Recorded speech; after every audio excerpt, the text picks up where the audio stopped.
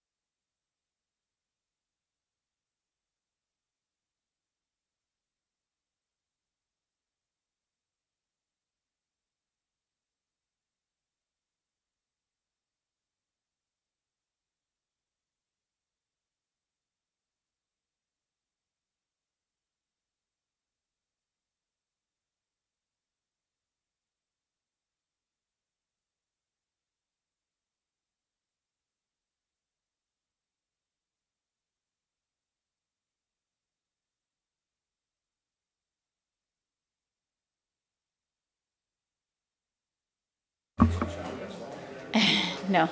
Just anyone that's here for a planning item this evening, there will be folders that are coming up. So if you have a particular application you're interested in, you may want to sign the folder on your way out if you don't have an opportunity before the meeting begins.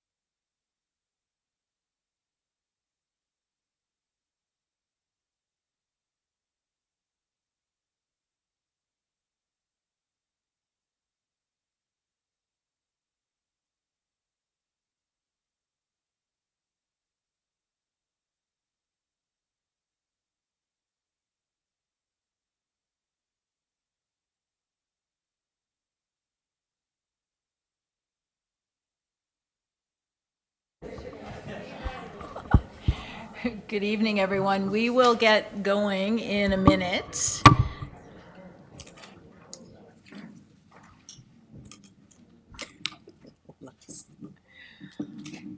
All right, well, welcome everyone to the first council for 2023. It's great to see so many people here. I will call us to order, and I'll begin by our territorial acknowledgement. We'd like to begin by acknowledging that the land on which we gather is land today that's traditionally cared for by the Haudenosaunee, Anishinaabe, and Neutral people. We also acknowledge the enduring presence and deep traditional knowledge and philosophies of the Indigenous people with whom we share this land today. As we often start each of our council meetings, we'd like to pause and think about the needs of our community. May we show wisdom and compassion in all the decisions we are making today. As many of us know, it's getting very close to being the Lunar New Year. So today we are also recognizing our East and Southeast Asian neighbors and friends as they prepare for Lunar New Year on January 22nd. This celebration marks an important social and economic holiday for billions of people around the world. We wish folks celebrating prosperity and good luck as you usher in the year of the rabbit. May you enjoy good faith and time spent with loved ones.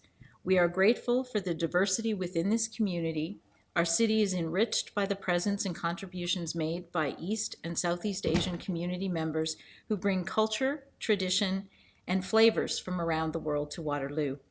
Council encourages everyone to support local entrepreneurs and to borrow resources from Waterloo Public Library to explore the Lunar New Year and traditions therefore. Happy Lunar New Year to all who celebrate. With that, I'll ask for any disclosure of pecuniary interests and the general nature thereof. Seeing none, we'll move on to approval of the minutes, and we had 2 sets of minutes in our package. Can I have someone move the acceptance of our minutes? Mayor McCabe, second. Councillor Vasic, all in favor? And that's carried unanimously. We have a very special event happening tonight, and I would like to turn it to the mayor to offer acknowledgement and information on our 2 Order of Canada recipients. Thank you very much, Councillor Hamner, and thank you for indulging me tonight. I know we don't typically do award ceremonies in the chambers, but tonight I think is different and special because not only do we have 1, but we actually have 3 Order of Canada winners, one of whom could not be with us tonight. So just a few remarks to welcome them and to honor them on behalf of residents across our community. So we live in a special place. I think we all hopefully realize that. Waterloo is home to 2 highly ranked universities and a college. We have a thriving business and technology community. We have nonprofit and community organizations that are second to none. We have a thriving urban center with award-winning architecture, unique shops, and vibrant arts and culture sector, and fantastic restaurants. All of this attracts some of the best and the brightest from across Canada and from our neighboring communities. They come to Waterloo to make their home and their careers here. And tonight, as I said, we're taking a few minutes to honor 3 of the best and brightest of our community. And on behalf of council and staff, I'm honored to welcome and to acknowledge our recipients from Waterloo to council chambers tonight. Paul Bourne is from Tamarack Institute. Dr. Donna Strickland from the University of Waterloo are with us tonight. And Dr. Feridun Handalapur, who was the University of Waterloo's 6th president and vice chancellor, is traveling and is unable to join us tonight. So hopefully he can join us another time. Now, for clarification, Dr. Donna Strickland and Paul Bourne were named to the Order of Canada in 2019. However, they were only recently, because of COVID, able to accept their awards. And I felt it was important to welcome them to council chambers, to ensure they know how honored and excited we are as a city to have residents like them in our community. So thank you for accepting our invitation to join us tonight. I know you're both very busy. So that on behalf of all of our 140,000 residents, we can recognize your achievements.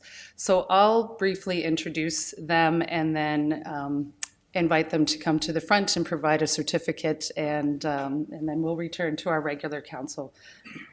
So Paul Bourne.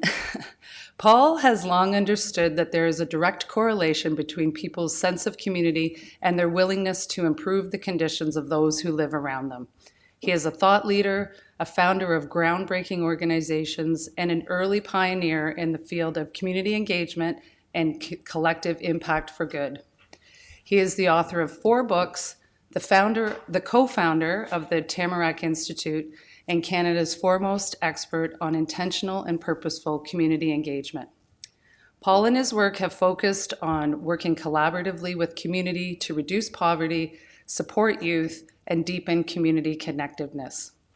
He is a significant contributor to the reduction of poverty of approximately 1 million people in Canada, bringing our poverty level to the lowest level it's been in our history.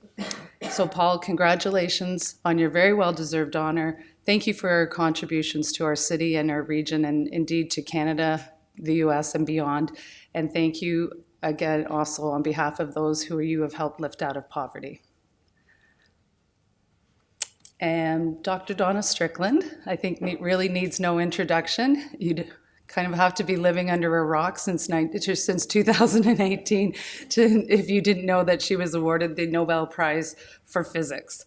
So she is a professor at the Department of Physics and Astronomy at the University of Waterloo, and was awarded the Nobel Prize for developing chirped pulse amplification as a PhD student. Together with her PhD supervisor, they published their Nobel Prize-winning research in 1985. This discovery enabled further research into intense labor pulses, the most intense ever created.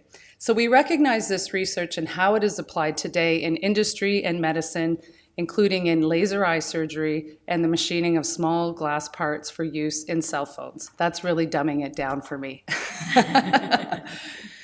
So in addition to her numerous awards, Dr. Strickland was appointed as a companion of the Order of Canada.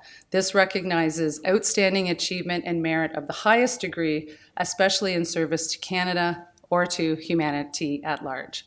So Dr. Strickland, thank you as well for finding time in your busy schedule to join us tonight, and thank you on behalf of Council, on behalf of our residents, and certainly on behalf of our country. So if you'll just indulge me, I'll just share these certificates and welcome you to come to the front. Thank you so much. Maybe we could have a...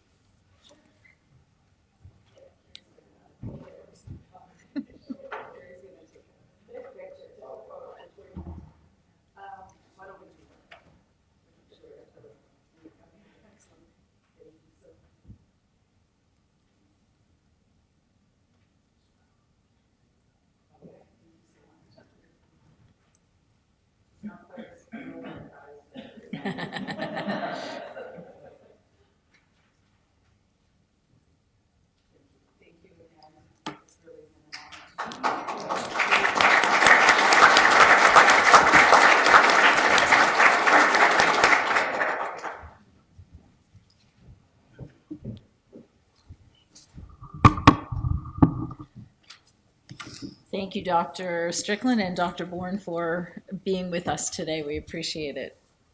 Thank you, Mayor, for the kind words on behalf of our community, to two who have made a great impact and a difference in our community. It brings us, Council, to item 7B, Community Services Business Plan, and Commissioner Dykstra will be carrying out the presentation. He is joined by all of the department leaders within and business leaders within Community Services, who I understand will be ready to answer our many questions. So Commissioner Dykstra, over to you.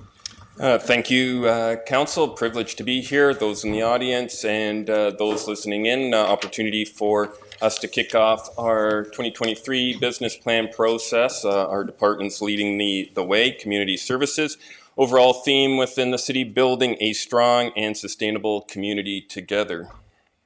So getting into who Community Services is, we develop and promote programs, facilities, and spaces for recreation and community activities for all citizens. We ensure that heritage in our community is nurtured and celebrated, and we take active measures to provide a safe and secure community.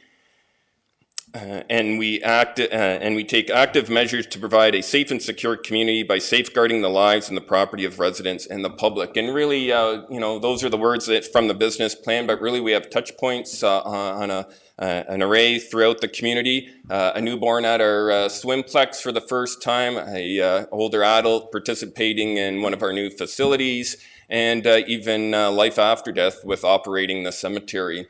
And we do those connection points that may be on a challenging day for a community member, such as a connection with those at our team at the cemetery, or could be a challenging day when they interact with fire rescue service. And, we want to make more days, those type of days, more successful than not as they go through those. But we also, within all the divisions, have a lot of memorable experiences that we offer the citizens of Waterloo.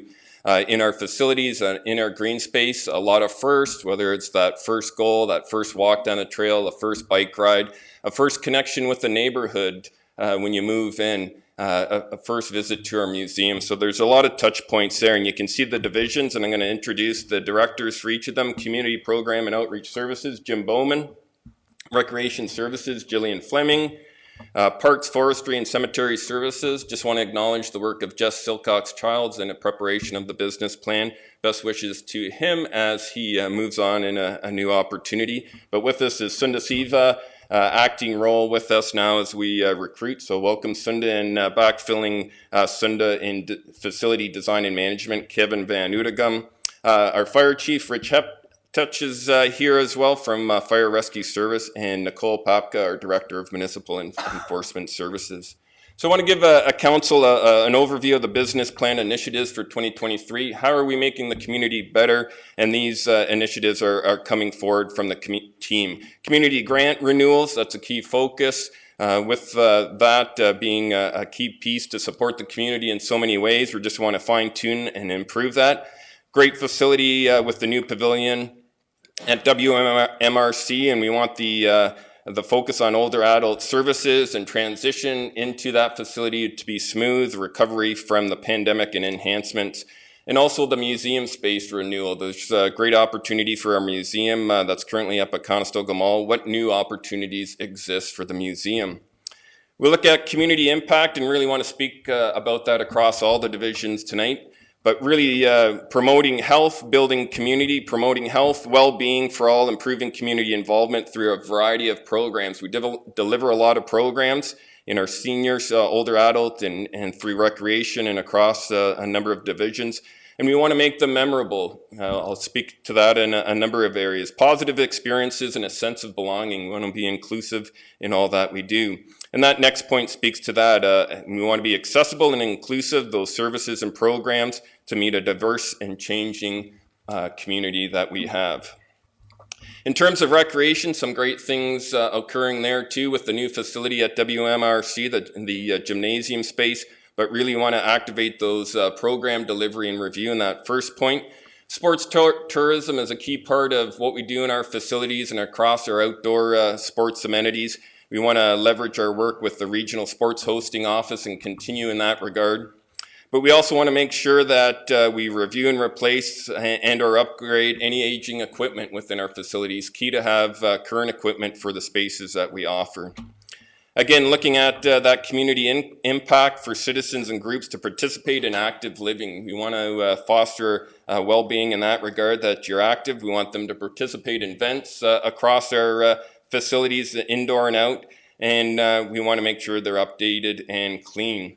And again, the theme and key through our strategic plan as well, residents of all ages, including equity-deserving groups, have access to a variety of inclusive and accessible programs at a range of price points. And we recognize that need today and have been over the years, but more so as we look at what are those services cost. We have some initiatives in our budget requests that speak to that and support that. You will learn more as we go through the next couple of weeks. Parks, forestry, and cemetery services. Some great work has been going in our park development in neighborhoods that may be deficient in parks. We want to continue that. We want to look at splash pads across the city and activate those further. Action sports parks. It's all part of that work that we're doing on park development. Overall infrastructure across all our parks, trails, to benches, to the parking lots, to the backstops, to the fields in general. Make sure we're having investment in those areas, including the urban forest. And speaking of the urban forest, we want to look at a management strategy for that, looking at how that can contribute to our GHG goals and targets, and how do we have a strong canopy that supports shade, placemaking as well as we go forward for next year, years to come as well. And again, we're promoting the city's natural environments and public space. We're really around placemaking and again, creating those lasting and memorable experiences for both residents and visitors. And we want to provide those recreational spaces and associated amenities in some of our existing neighborhoods. The parkland strategy that we worked through with last council speaks to those areas that may be deficient, and we want to activate those in the coming year and beyond. In terms of facility design and management, Albert McCormick Community Center noted there, we have opportunity to improve accessibility and mechanical improvements, receive some federal grant money, and want to advance our own funding as well, and that'll be a key project for the team. On the accessibility front, we want to continue the work with our consultant team, but also GRAC to make sure we're making the city accessible in so many ways. Entryways, rooms, washrooms as well, all a part of the vision forward and what we need to accomplish. I've chatted a little bit about our GHG goals and carbon importance, but really the last point, facility low carbon electrification, looking at our target for 50% reduction in our GHGs by 2030, and that'll be a key driver on the smaller scale initially, and I'll speak a little bit more about our bigger facilities in that regard. Again, for the community impact, safe and reliable operation of our city-owned facilities, and we want to do that in a fiscally responsible manner. We want to improve accessibility at those facilities, and we want to meet our greenhouse emission targets, the reduction for that. Fire Rescue Service, Council will see some further information in the coming weeks on our fire master plan, our risk assessment, the responses that the service needs to provide a growing city, and how we will do that. So an Engage Waterloo survey will come out, followed by some conversation with Council into the first and early part of the second quarter. We want to ensure our firefighters have the certifications they need, ongoing continuing ed, and programs within the service to meet the regulatory requirements there. Records management, always important to the teams, and opportunities to enhance that and support our call response, data collection, and how we provide future services as well. Really, we see in fire service a community-based education and prevention system prior to that emergency response. That's always the lens that the service takes to contribute to public safety and a quality of life. And we want to ensure efficient use of the resources that we have while meeting the evolving, growing and demands of the community in a growing city. So important as we look at that going forward here. And focusing on municipal enforcement services, administrative monetary penalty system is a system we currently use for parking. It avoids the provincial court system. Again, where we see opportunities for that in some of our other bylaw areas. Community safety initiatives, that speaks to those safety considerations, both small and large scale. For example, a zone in front of a school and how we manage that and support the community in the drop-off and pick-up. And those can be some challenging issues there. 2 large street gatherings and how the teams respond to that. So also looking at vacant buildings, nuisance bylaw, lot maintenance within that community safety initiatives. Public education and awareness, always part of what the team does prior to enforcement. So again, we want to support the residents, students, and visitors to Waterloo, protecting the quality of life by promoting and maintaining community standards. That's what's established through the bylaws, but we want to do that through education, media, and mediation prior to enforcement. And community safety is important to our residents and visitors to enjoy all of our neighborhood parks and our public gathering spaces. And that really, pulls together, you've heard about the recreation facilities, the programs we offer, the parks, how that all dovetails together and what community services deliver, both on the facility side, the park side, and then how we provide community response to support safety and, a well cohesive community. That's our goal. To support some future considerations, not part of this budget, but just wanted to note that within your budget documents, there's consideration for discussion papers around transformational change at city buildings, really a focus on our rec facilities, and how do we achieve those 2030 targets, 50% reduction. So it speaks to a number of improvements and some high value considerations on funding through grants and other opportunities that we have before council. Business licensing, as we recover from the pandemic, we want to have a sort of insight to council with that brief, just to chat about needs there moving forward. Also building on the fire master plan, just looking at the fire expansion and giving council a good overview. A joint initiative with Integrated Planning and Public Works has been our winter control discussion paper. Just speaks to the transportation network as well as in some sidewalks and the roles of municipal enforcement there. So some precursors and some discussion for the next budget. But we really want to focus on the current budget and the initiatives before council at this point in 2023. That concludes my overview, and the team and myself are here to take any questions of council. Great. Thank you very much, Commissioner Dykstra. And with 10 seconds to spare, you got all of your presentation in. And we were all listening. All right, I will open it up to council for any questions of Commissioner Dykstra or the staff. Maybe while people are thinking, I do have a couple of questions, so I'll take chair prerogative to ask. And this is a question that I plan on asking each of the commissioners. Commissioner Dykstra, with your overall budget for your areas, where are your greatest risk areas and what are the mitigation strategies around those? Oh, great question. Thank you, Chair.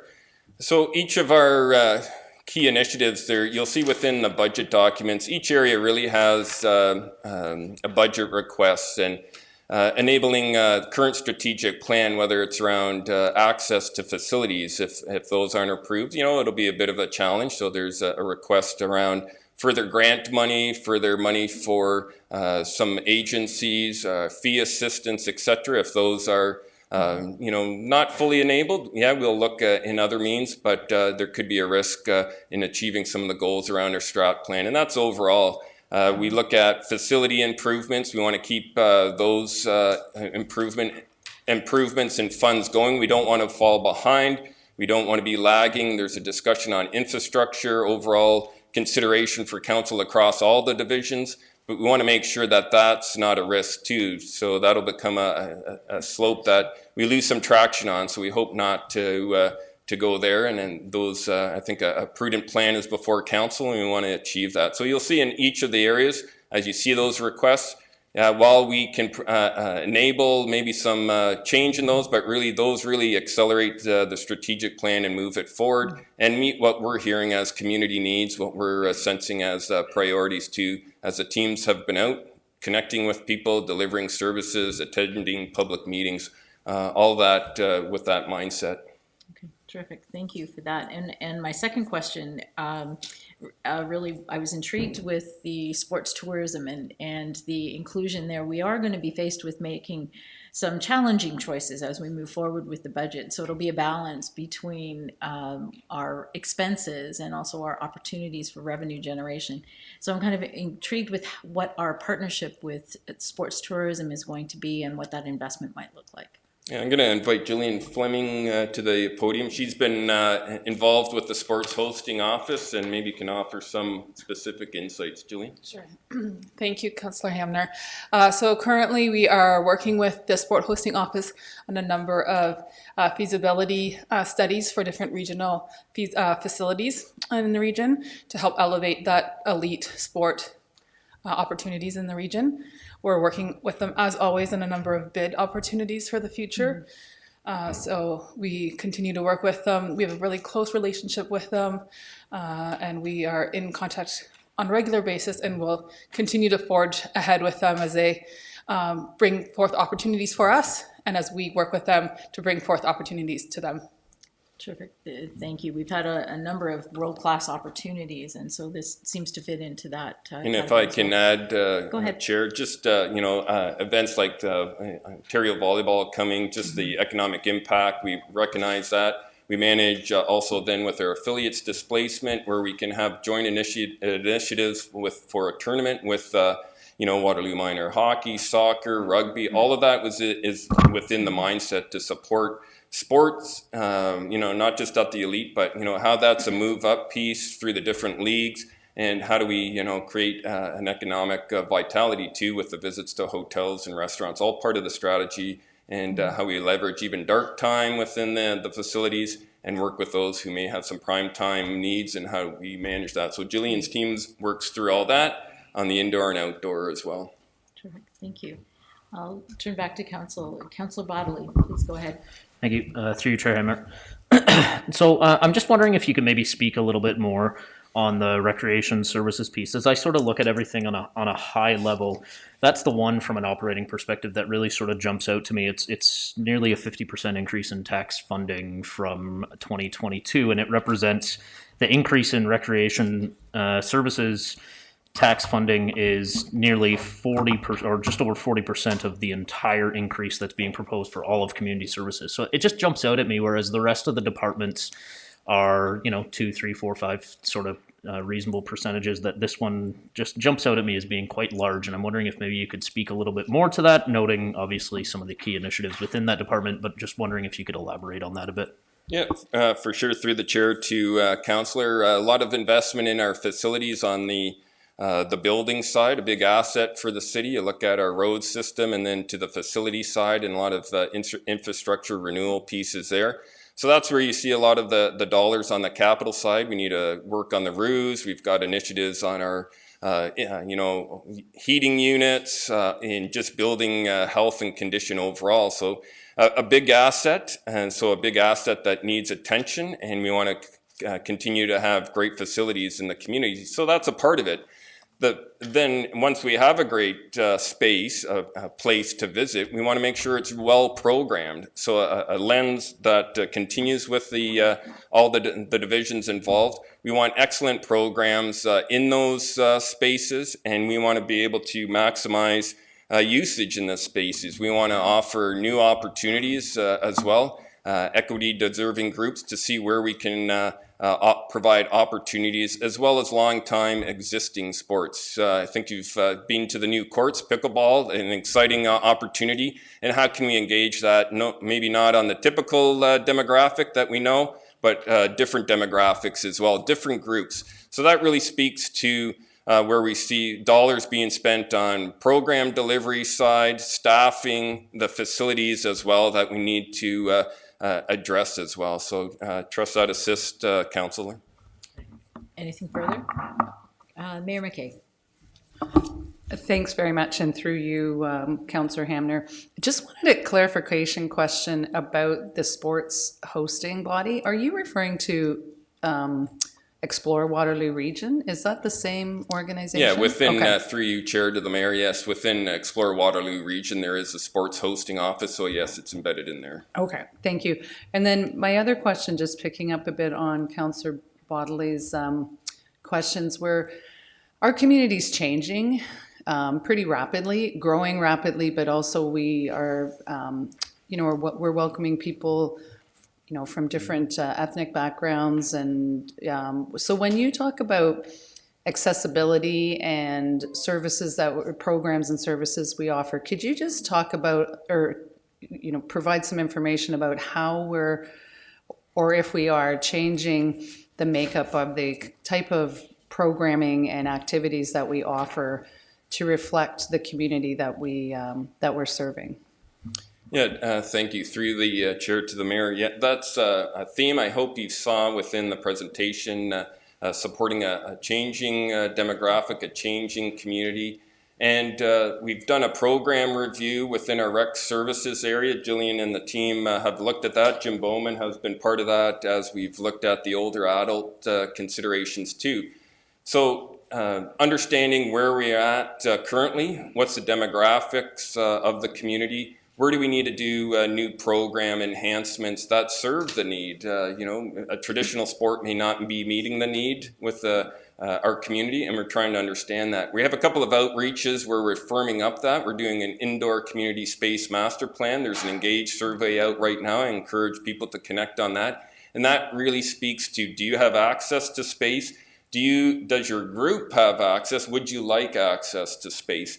And this starts to feed into some work that we see in the capital budget about trend update or rec master plan being updated. And then it starts to frame, again, that piece around placemaking. If we're going to renovate Albert McCormick as the next initiative, let's make sure we're renovating the space to meet the need, maybe versus a traditional need. And as we add in those air conditioners and new roofing, all that comes together as a strong package. And that's the vision for it, as we understand what the community need is. Make sure we're changing the space to make that need. Perhaps it's a community kitchen at one of our facilities, not just on the rec side, but maybe there's a link to the library. How do we build that linkage as well? So all that starts to speak about, as the community changes, are we providing the right services? And we believe we're receiving and wanting that information. We're attending, whether it's a budget session, we'll go through the strategic plan exercises in a couple of weeks with council, community outreach, and all that starts to frame,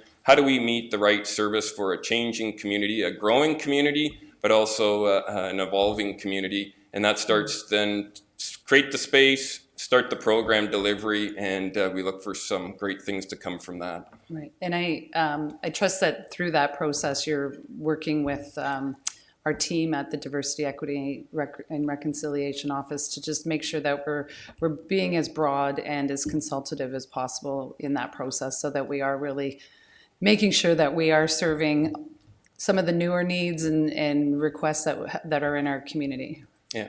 Through the Chair to the Mayor, definitely, that's a key part of it, and connection points on that already with the surveys that are out to make sure we're understanding how we ask the questions and then where there's an opportunity to go beyond surveys, specific routes, specific contexts. So we're connecting with that team that's been created in the past few years here. And if I can, just one other, I guess it's a comment and a question, but just during the campaign, the election campaign, it was pointed out to me, and I'm not sure, so you can confirm if this is accurate or not, but a couple of people pointed out to me that they think that there's no place in Waterloo where indoor recreation, that every place where we have indoor recreation, there's a fee attached to it. And so we lack programming that's for low income or possibly free. So I just make that comment. I realize we're looking at a very tough and very unusual budget for this year and probably for the next few years as well. But so I guess my question is that actually the case? And just then the comment is just for us to kind of reflect on what that means for Waterloo and for the citizens we serve. Thank you, Mayor. Through the chair, we appreciate that feedback, and there'll be more opportunity for all of council. I understand hot off the campaign trail to receive additional comments like that, and that's what we want to hear. And within the rec services, within our programs that we deliver in older adult area, we make sure that is a consideration. How do we provide free access to a program? How do we provide a community opportunity? Is there an area where we can enhance that more? And one of our key initiatives speaks to that. How can we support some of those additional asks that come across the community? Can we get into a space, and we're trying to offset that with some historic, we're trying to meet the budget too between the revenue and the costs to run these facilities. And that's why we want to go a little further with council to make one of our main requests to support some additional support for the community to get access, to fund grants, to support fee assistance. So we have those programs in place in different venues, but we want to go a step further to support what we're hearing as well. Thank you very much. And I'd suggest at the end of it, probably looking at the communication around that so the public is aware of what resources and supports are available. Councillor Vasic. Thanks, through you, Chair Hanmer. Thank you. Great presentation. Hello, everybody. Welcome. Question, I'm hearing a lot of rumblings online and also from conversations with community members, and there's a delegation here tonight about sidewalk snow clearing. And so I was hoping, as a route to make the city more affordable, accessible. So one of the discussion papers is around winter modernization, and it speaks a little bit to sidewalks, and I expect more will be coming forward potentially next year through the discussion paper. But I was hoping you could speak a little bit more, especially because we have the delegations here, so they might be interested in knowing more about what are some of the considerations that will be coming forward in that discussion paper, and what might the budget implications of that be. Yep. Thank you through the chair to Councillor Vasic. Yes, lots of discussion over the years around winter control and sidewalks, and how do we balance that service and increase the service with the cost associated with that. So we've been on this discussion since we did some review, both with transportation from a road side and us. We had a consultant review and just looked at some modernization opportunities. So that included everything from sharing equipment to better use of salt to our equipment rotation. So that started us through a journey as well. Most recently, some conversation about route review, and some of the team in active transportation, IPPW, have started to look at that. So that's an area where we can maybe see some enhancements.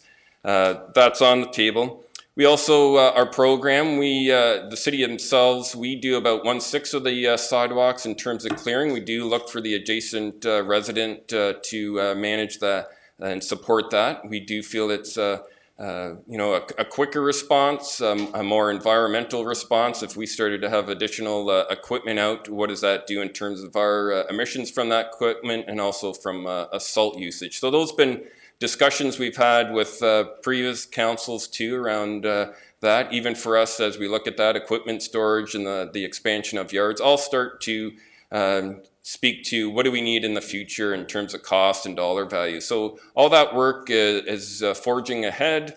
We hope to, with the discussion paper, signaling that for the next 3-year budget, want to show some opportunities for council to consider in that conversation. And we'll hear more through the strategic plan, the delegations tonight. We want to be in a listening mode over the next little bit as we try to sort through what's the path forward, really, and I'll use that as we go here. Through the snow, then I'll add to that. And so, lots of discussion, but willing to take feedback and move forward and council's direction as we throw out some options in the coming months on that.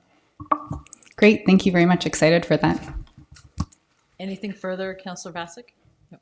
Any other questions from council to Commissioner Dykstra or the staff? Go ahead, Councillor Bodley. Thank you, through you, Chair Hammer. I'm wondering if maybe, Mark, if you might be interested in taking opportunity to speak to the menu items that you have put forward for us, and maybe a little bit about the thought process of why those weren't included or didn't quite make it in terms of your sort of base budget requests, and what the opportunity is if council were to activate those menu items. Yep, for sure. Through the chair to Councillor Bodley, a couple of items on there for us.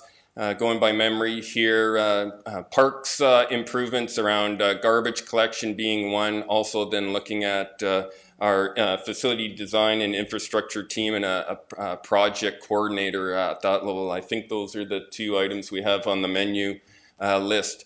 And those were brought through the entire budget process. The team has brought those requests forward, and we start to look at them. And our overall by division review starts to think about where are the opportunities, what should we advance, what can we afford at this time too. So that's part of the decision making process.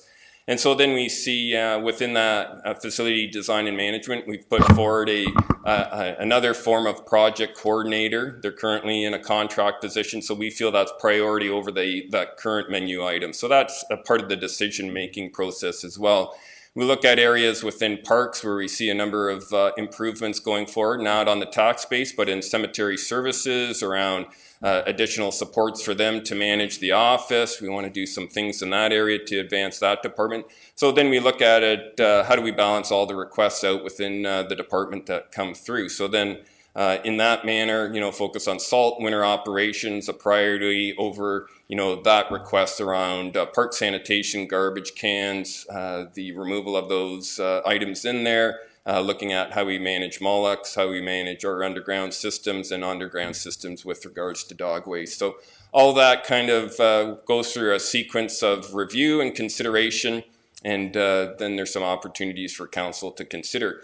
That park sanitation one, truly on an operational side, maybe we'll hear that through your what's important to council as you've been on the campaign trail. That may be one, and so we've put that there years past, and I've seen a lot of the complaints come in from the citizens around that issue, so they're a discussion point. So that all plays into why is that on the menu list and for council to consider. If we don't advance that, we'll work through our current processes, but that's a little bit of enhancement there on frequency to deliver that.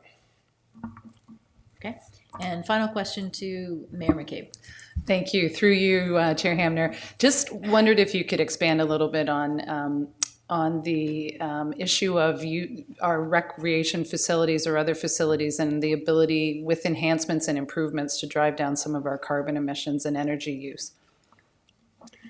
Do you want to? Okay, I'm going to ask Sunda Siva. He has been involved with that and set some of the policies on our greenhouse and new builds. So Sunda, turning it over to you. Thank you. Good evening, councillors and mayor. The first one, we are going to bring a discussion paper that's going to look at all the recreation facilities and other buildings, what the strategy for electrification or the greenhouse gas reduction program. But immediately, we have Albert McCormick Community Center. We are going to invest roughly around $4 million over the next 2-3 years the primary focus is greenhouse gas reduction, changing electrifications and accessibility and insulation around the enclosures. This is going to be our first bigger project in this mission, and the discussion paper that's coming, and it is targeting other facilities, Moses Springer, Rim Park, and WMRC Waterloo Recreation Center. All those facilities having profound changes that we are presenting. Two things that we will be focusing in there. One is the capacity to sort of reduce the greenhouse gas energy. And then the more important one is a funding strategy. Right now we are looking heavily on grant side, and it's still going to be a challenge if the fundings are not going to be in line then it will be a challenge for us to sort of meet those targets that we have established. So that's something that we will be working throughout the year over the next 3-year budget with finance and with staff. And Kevin Manudagam is going to lead that area now from this point onwards. So he is probably more into it, as he has been our primary project program manager for this area, and then him and Scott will be sort of taking the lead on that one. So those are the answers. Thank you very much. Okay. Thank you, Commissioner Dykstra and staff. Not seeing any further questions. I'm sure we will continue to have questions as Budget Day gets closer and closer. That very thorough overview. So we appreciate the time of the directors coming today and yourself. Thank you. Thank you, Council. All right. And Councillor Vasic did lead us nicely into the other presentations, and we have 2 on sidewalk snow clearing. And I'll invite Aswin and Anamali, and I apologize for saying your name, to come forward and share your thoughts with us. You will have 10 minutes, and then there could be some questions from council afterwards.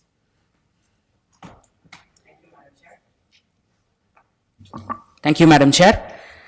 So first of all, I'd like to begin with acknowledging that we are on the territory of the neutral Anishinaabe and Haudenosaunee people.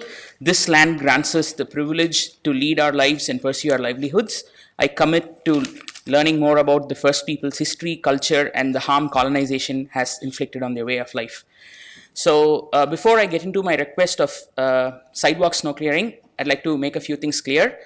I do not have any conflicts of interest with the city. I do not do any business with the city. I'm not planning to launch a company to do sidewalk snow clearing. I'm not doing any of that. And no one else has influenced me to make this request in front of council. It's just me, no other organization or person has influenced me in making this request. So I'd like to get those 2 things out of the way. All right, so the city of Waterloo must step up and implement taxpayer-funded sidewalk snow clearing. So on the City of Waterloo's website, I see there are like 7 guiding principles that the city wants to follow. And they are equity and inclusion, sustainability, fiscal responsibility, healthy and safe workplace, effective engagement, personal leadership, and service excellence. I'm here to express to council that city-run sidewalk snow clearing is the need of the hour, and it's in line with our city's own guiding principles. So the first principle is equity and inclusion. As the City of Waterloo is committed to promoting equity and inclusion in all our actions, however, we must do more than simply profess these values. We should walk the talk. We must take concrete steps to put them into practice. Even before a single snowflake hits the ground, we have city snowplows out there salting our roads. And sometimes when I'm on Weber Street, I'm confused as to whether I'm on Weber Street or a Windsor salt mine. There's like so much salt out there. But then, when it comes to the sidewalks, we give people 24 hours to clear the sidewalks. That is after the last snowflake has fallen to the ground. So, do you see the discrepancy here? Like when it comes to roads, all the roads are salted and we prep for the snow, and then for the sidewalks, we have it as an afterthought. So I find this policy to be ableist and classist. The people that are affected by this the most are seniors, people who are differently abled, new immigrants, students, and low-income earners who are unable to afford or operate a motor vehicle, and they are forced to endure hazardous sidewalks. The aforementioned people are the most vulnerable road users. We not only give them a tiny stretch of the road, but we also make it dangerous to traverse during Canadian winters, and Canadian winters are long, if you did not realize as of yet. The city of Waterloo has a moral and civic duty to protect our most vulnerable users in our society, and we should stop making regular contributions to the emergency room by making people slip and fall because of all these uncleared sidewalks. So here's a quote from our city's website snow clearing page. It talks about cul-de-sacs, and it says, conventional plows have difficulty in angling the blades to reach into the corners into the cul-de-sacs. We partner with contractors and we clear the cul-de-sacs, and the contractors clear the cul-de-sacs on our behalf. And so you may not notice city snow blowers, but different snow blowers that clear the cul-de-sacs. A cul-de-sac with just a handful of cars, we are able to hire separate contractors, make special arrangements. But then on the other hand, a sidewalk with thousands of pedestrians, we make no arrangements whatsoever for them, and the clearing the sidewalks in a lot of occasions falls with for-profit corporations or absentee landlords whose sole motive is to generate profits, not to be neighborly. And so I would like to ask council, is this equitable? Is this the equity that we strive for? And also, what happens if someone fails to clear a sidewalk? We expect residents to tell on their neighbors that sidewalks have not been cleared to the bylaw. And even when bylaw goes there, they're just educated. No action is taken. And then after like days and days, the city sends a contractor to clear the sidewalk, and there's just a bill that is sent to folks to pay. However, let's say a car is parked at 3 a.m. in a city street without registering on the website. They automatically get ticketed, they automatically get towed. But an uncleaned, icy sidewalk that's hazardous, we put people in harm's way for as long as the contractor shows up. Is this the equity that we strive for? And the second principle that the city goes by is sustainability. As a city, the city commits to being more sustainable, and one crucial way to attain sustainability is through active transportation and public transportation. However, when sidewalks are not cleared of snow and ice, it makes it difficult for people to walk or even to use mobility devices. It discourages them from using sustainable modes of transportation. Instead, they are more likely to rely on cars, and it leads to increased congestion on our roads.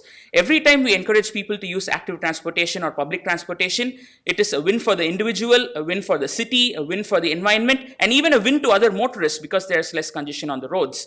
By ensuring that our sidewalks are clear and safe for pedestrians, we are sending the message by not clearing the sidewalks on time, we are sending a message to pedestrians that, hey, you should probably get a car because this is not working for you. So is this promoting sustainability? Fiscal responsibility. I trust if the city had infinite resources, we would have city-run sidewalk snow clearing already, but resources are limited. I understand that, and council is always under pressure to not raise taxes and spend money judiciously.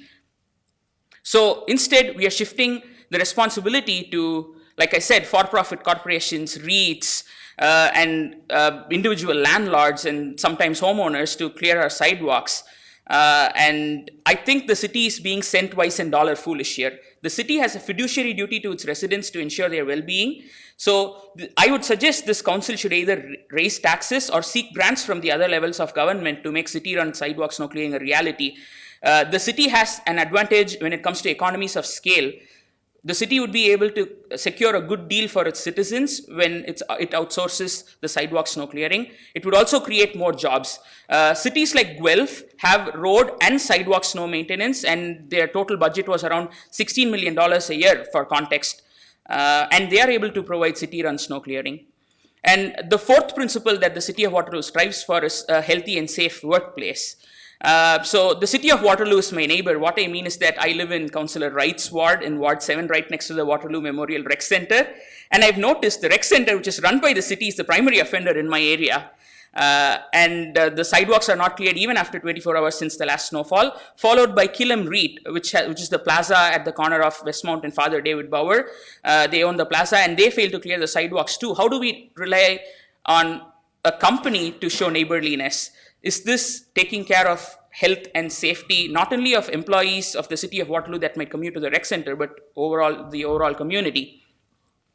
And the next principle is effective engagement that the city strives for. So many members of our community have asked for city-run sidewalk clearing. I do not know if the city has engaged with the community in any way. Please pardon my ignorance. But in fact, many decision makers on the table have posted on their social media during the last election season that they were open to the idea of city-run sidewalk snow clearing. Has the city engaged with its own councillors is the question that I would like to ask. The sixth leadership principle that the city strives for is leadership. Now that the issue has been brought up in front of the highest echelons of the city, it's time for the city to show leadership and step up and stop picking favorites among its residents and treat all its residents equally and take decisive action to make sure that we have sidewalk snow clearing. And the last point that the city strives for is service excellence. Please don't get me wrong about all the complaining. I really love Waterloo, and I'm proud to call Waterloo home. I have a remote job and I could live anywhere in Canada, but I choose to call this city home because the city of Waterloo does an exceptional job in delivering services, and it's excellent. So that's why I would like the city of Waterloo to deliver sidewalk snow clearing. The last 3 points that I'd like to give before the council are a few suggestions that I'd like to make. My first request is that the 2023 budget has no mention of sidewalk snow clearing. Please allocate some funds for at least a pilot at minimum so that we can make it happen. So we have arterial roads. Why don't we have arterial sidewalks that the city clears on a priority basis? So would like to expand more arterial sidewalks on that front. The year is 2023. I'm a firm believer in technology and automation. Before coming to council, I was looking up a few companies that manufactured automated bots that would clear the sidewalks for us. So the city should also look into automating this. Thank you so much for this opportunity. Thank you, Mr. Annamali, for your presentation. Are there any questions of this delegation? Councillor Bodley and then Mayor and Councillor Vassig. Go ahead, Councillor Bodley. Thank you. Through you, Chair Hammer. Thank you, Ashwin. Appreciate the presentation. My question is about, you reference Guelph, and I often hear from folks who are advocating for this, about this service being offered in Guelph, in London, in some other municipalities. My understanding from people who live in those places is that the service related to that is not great, i.e., it takes days and days and days, and it's only delivered when it reaches a certain threshold of snowfall, and that it sort of then has the potential to cause problems where residents are looking and saying, oh, the city will come take care of this, when in reality they aren't until it meets a certain threshold, and in some cases maybe makes it worse. And I was wondering if you had any sort of firsthand experience related to that, or any feedback or thoughts on this, because my perspective is that if we were to move ahead with some sort of a sidewalk snow clearing project or something included into our budget either this year or in the future, that I would want the most important thing to me would be that we were doing it properly. So I'm wondering if you could provide some feedback on that. So I've experienced snow clearing in Montreal, the sidewalk snow clearing, and because my partner used to go to school at McGill, so I used to visit there often in December for the holidays. I've spent like 3 Decembers in Montreal, and I'm surprised by the efficiency with which they're able to clear the sidewalks. Like, they get it done. So why don't we look to better municipalities like Montreal and why don't we set the trend instead of looking to Guelph? Like, we can beat them. No offense to our friends to the east of us. It's only because you reference Guelph, Ashwin, that's all. Thank you, though. I appreciate that. Thank you, Councillor Bodley. And I believe there was a tug of war over here, and Councillor Vassig will be next. Thanks to you, Chair Hanmer. Thanks. No, you don't need to qualify. I think the more we feel excited and angry, it means the more we care. So maybe not. That may not be true for everybody, but it is true for me, and I see that coming across from you. So thank you for that. Yeah, I guess I was just curious if you wanted to, if we could follow up, because you have some really interesting ideas in the automated bots, and there is a discussion paper coming forward next year. So there's nothing currently in the budget allocated for it, but it is a discussion paper, and this year there will be a review. So I just wanted to comment to say thank you, and I hope that we can follow up. So if you could possibly send me an email, including a link to the automated bots article you saw, I will then forward it to staff as well for their consideration in that review. Thank you for coming. Yeah, will do, Councillor. Thank you, Councillor Vasek and Mayor McCabe. Thank you through you, Councillor Hamner, and thank you again for the presentation. And I think you did some really interesting research. I'm just curious. I like the idea. I mean, I'm interested in the idea you had about the arterial sidewalks. Like we have arterial roads. Like, where do you have recommendations or ideas where those would be cited, or do you have, if not that, because you may not have time to have dug into that, but if you didn't have that, would you have an idea around recommendations around like phasing this in? You mentioned a pilot project, like where would you suggest that a city starts when we've got a big area to cover? We already, as Commissioner Dykes just said, we already do clear about 1/6 of the sidewalks in the city. So yeah, if it were to be phased in, where would you suggest we start? I have about 4.5 years of lived experiences, Mayor McCabe, as a pedestrian. That's my primary mode of transport. And I would suggest the areas around the university where all these high-rise buildings are there, because that's where we're going to have the most foot traffic. And all these key places around grocery stores and plazas, and from all the apartments to the plazas, and from all these high-rise apartments to places where folks can access public transit. I would say that would be the arterial sidewalks, like anywhere where there's like more than 5 high-rise buildings on a same street. So that would be a good starting point for a pilot. Okay. Thank you. Thanks for your time tonight. Thank you.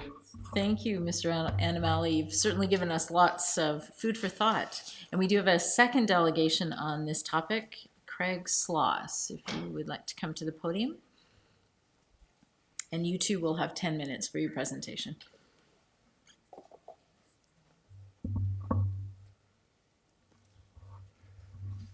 Thank you very much. So good evening, and thank you for taking the time today to listen to my feedback. I was motivated to come here today after I attended the budget information session earlier this month, where we were encouraged to delegate at council if we had feedback on the budget.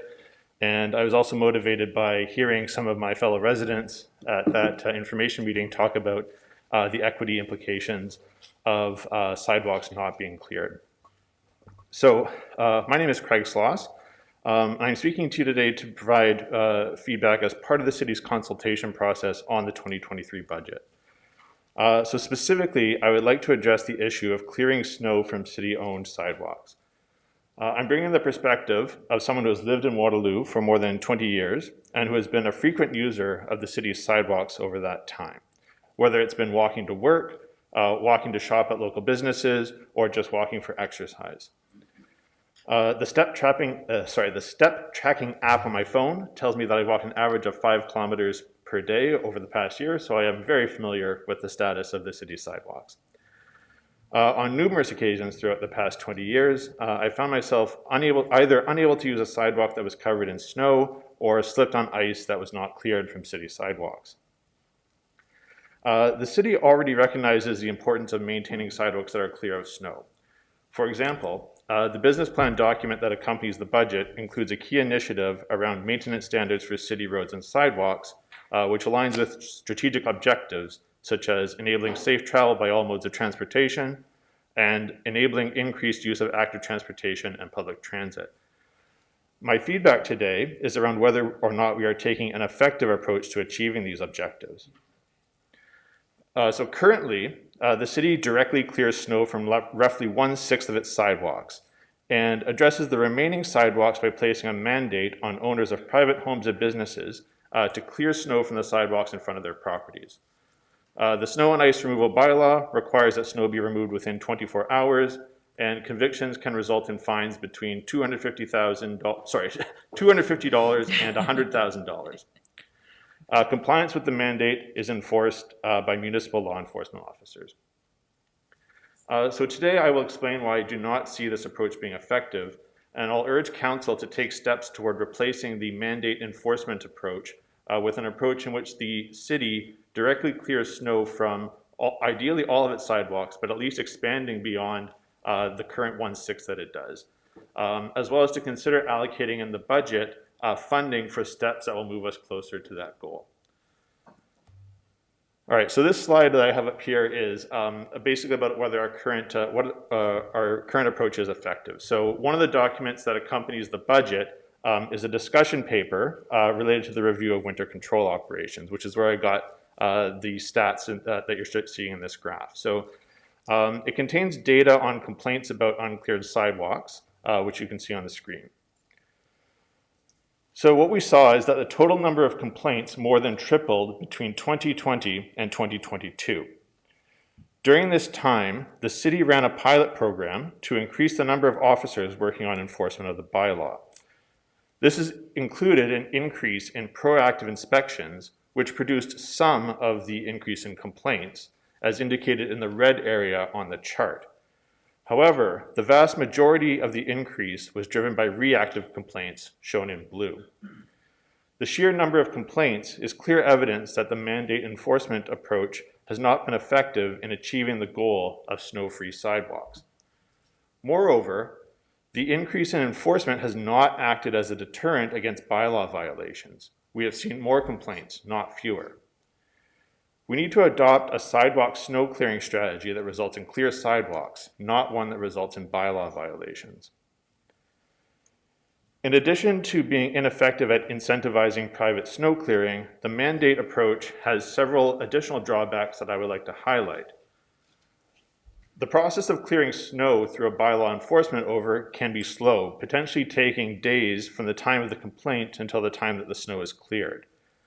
Direct clearing of the snow could potentially be much faster, especially if we prioritize key areas to be cleared first.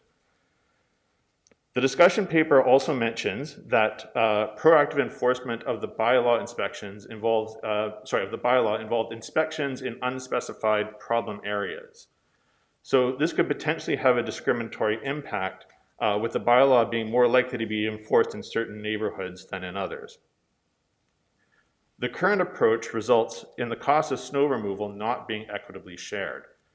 Rather than taking an approach in which we collect fines for bylaw violations from selected individuals, including sidewalk snow removal in the tax-funded budget would allow for the cost to be shared fairly by all of us.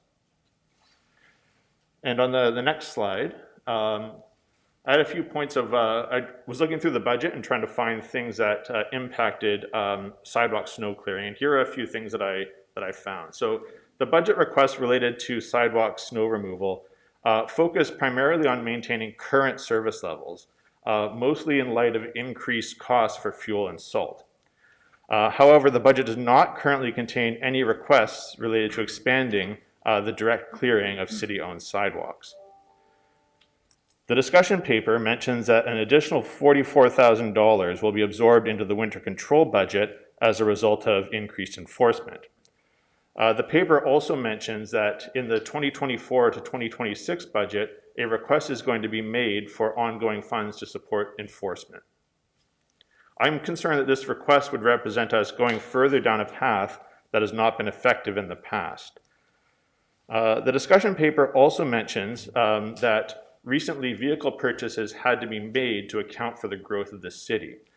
And while this isn't directly a budgetary issue, I want to point out that it's connected to other issues, right? This is important for the council to consider in discussions around city planning, because if we construct additional roads, that's going to create more budgetary pressure on the winter control budget and make it more difficult to have funds available to fund sidewalk snow clearing in the future. So if the city can direct growth towards areas that already have roads and sidewalks built, it's going to have a long-term benefit in reducing the budgetary pressure on the winter control budget. So on the next slide,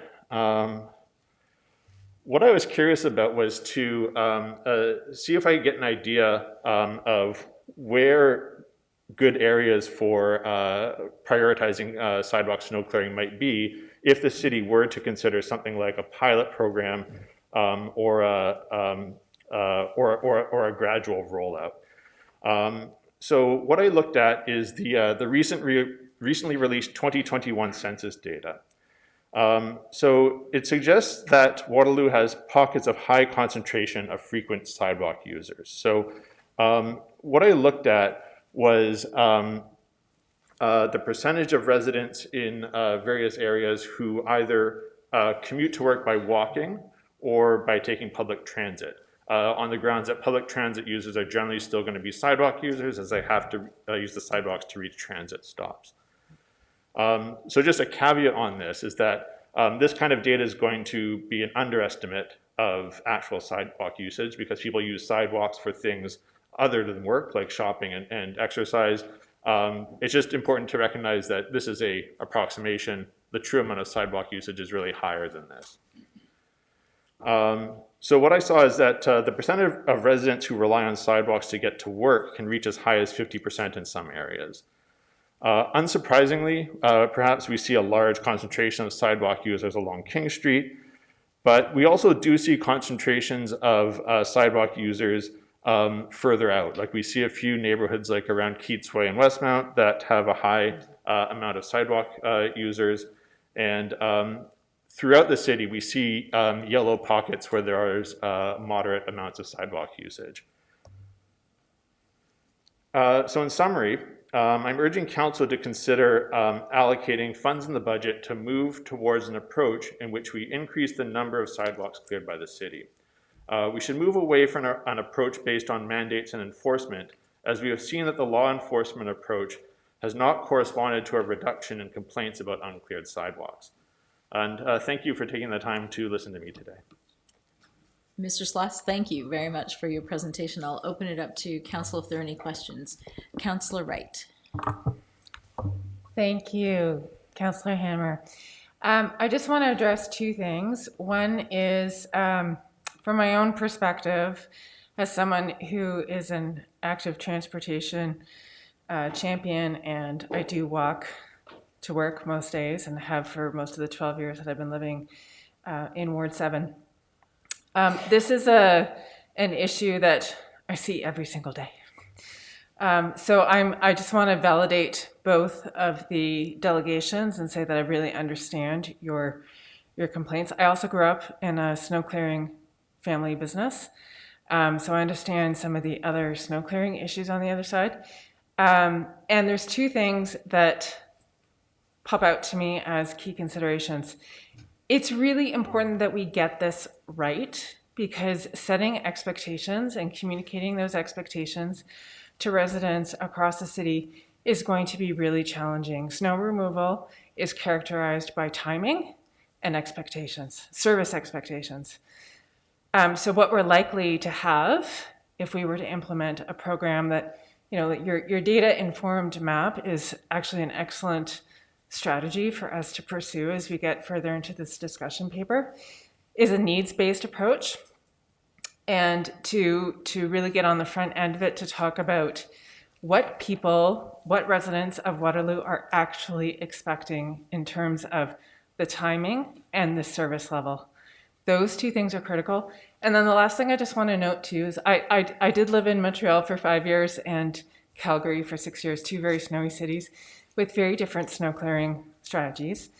And I just want to note the GHG factor in all of this too. So the more snow clearing equipment you add to the whole puzzle piece, the more we have to factor that in.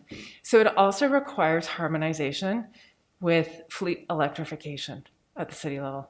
And those two things have to go together if we're going to consider this. Thanks. Thank you, Councillor Wright. Any other questions of the delegate? Councillor Vasek. Thanks through you, Councillor Hanmer, Chair Hanmer. Okay, thank you very much. This really is an essential conversation we need to be having. About your bylaw, the enforcement, the increase in enforcement. To me, that also, the question that popped into my head was, we have seen these new enforcement officers with their areas, right? And so to me, a question is, have we seen more complaints because we're seeing more responsiveness from bylaw officers? So people are more likely to call because they're likely to see results of bylaw officers coming out. Just a question I have in mind, not necessarily it's gotten worse, so there's more complaints, or perhaps service has gotten better, so there's more complaints. I don't know. Just a curiosity I have, might be helpful. Anyways, for staff to kind of take back. It's a great chart, and I'm so glad to see it, so thank you for pulling it together. The other question I have for you is, because you're a pedestrian, I'm also a pedestrian. Primarily, I bike sometimes because my kid likes to bike, but like I really rather just walk and listen to music. So I have noticed personally, and I'm mindful of it because I also walk with a stroller, and I walked with a stroller like 7 years ago, and now I've been doing it again in the past 2 years. So I have personally seen a difference with more sidewalks being cleared by homeowners than I did when my older kid was younger. So, and I can't attribute that to the snow prevention or the bylaw officers, but I'm just curious if you have seen any improvements in the last year or two in more sidewalks being cleared. And I say that knowing very well that there are pockets where even if there's a whole bunch of houses that have cleaned it, you still can't necessarily get over the corners. There's still a few houses, long stretches of businesses that aren't cleared as well. So I say it being mindful that it is really a challenge, but just noticing if you've also noticed any improvements, or if I've just gotten lucky in my area. Yeah, it's a good question. It's really hard to sort of get intuition over that. Part of it maybe just due to the areas that we walk in, right? Like I've found I recently moved from a northern part of Waterloo to a more southern part of Waterloo and noticed that it was a bit easier then, but I think that might have been because I was in an area where maybe the city was clearing some of the sidewalks. But what I'll often find is that once I get a little bit further from King Street, then you start still seeing that problem again. So I think it really depends on where you're walking more than any trend over time, perhaps. Yeah, no, thank you very much for that observation. And I hope that this can come to council, this presentation, very helpful, and to staff. Thank you so much for taking the time. Thank you. Thank you. One more question from Councillor Bodley. Thanks, through you, Chair Hammer. Less of a question, more just a comment, just related to the map that we're seeing on the screen here today. And I just wanted to highlight that I recognize where this is coming from with respect to folks who are walking or taking transit to work. And obviously that's going to be correlated around where more of the jobs are located in the region or in the city as well too.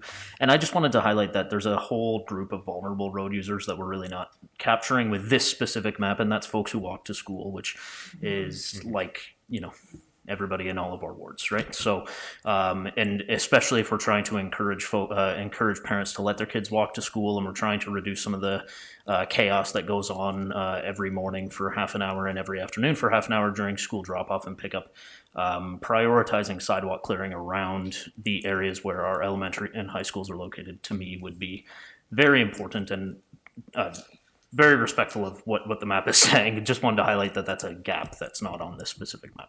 Oh, yeah, I definitely acknowledge the weakness of this particular data point. My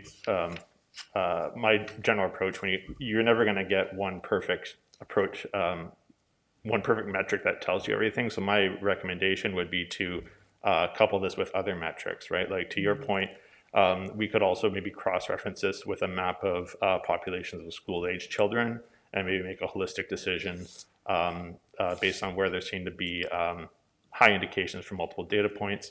I think there was a Deloitte report that also suggested looking at where slips and falls have occurred in the past. So I think taking a multi-data point approach would be the approach to take here. Seeing no other questions, thank you very much, Mr. Sloss, for pulling the presentation together and for your time this evening. We appreciate it. All right, Council, that will move us on to item 8, staff reports. We do have one, It's the Grand River Accessibility Advisory Committee. The report was in our package. There is no presentation this evening. Are there any questions about the staff report? If seeing none, could I have a motion to accept the recommendations? Councillor Bodley, second. Councillor Rowe, all those in favor? And that is carried unanimously. Julie noting that Councillor Vasic was out of the room. Thank you. That moves us now to our informal meeting, one of three. We have three this evening, and I have a number of things I need to read before we go, so please bear with me with these. This is an informal public meeting to consider item 9A, which is official plan amendment number 40 and zoning bylaw amendment Z 22-10, 115 Bridgeport Inc. and 1648386 Ontario Limited, 109, 115, and 133 Bridgeport Road East and 30 Weber Street North. There will be no decisions made tonight. Council and the public are seeing this application for the first time.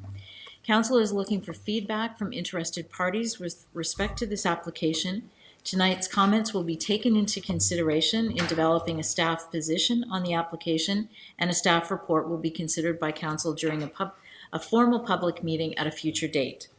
All property owners within 120 meters of the subject lands and anyone who signs the registry will receive notice of the formal public meeting this evening. Anybody who wants further notice of this application, including the formal public meeting and passage of any bylaw, should sign the registry, the appropriate one, and please, because we have three this evening, make sure you are signing the one that you want to know more about, located at the desk near the rear of the council chambers. The planner, Wendy Fisher, oops, have I got this right, will now provide a brief overview of the application. Wendy, thank you. Good evening, Chair Handler, Mayor McCabe, Councillor, and members of the public. As noted, this is an informal public meeting for Official Plan Amendment 40 and Zoning Bylaw Amendment Z 2210. The applications have been submitted by 115 Bridgeport Incorporated and 1648386 Ontario Limited, represented here tonight by Trevor Hawkins of MHBC Planning. So the subject lands are generally located southeast of the Bridgeport and Weber intersection and are approximately 1.17 hectares in size.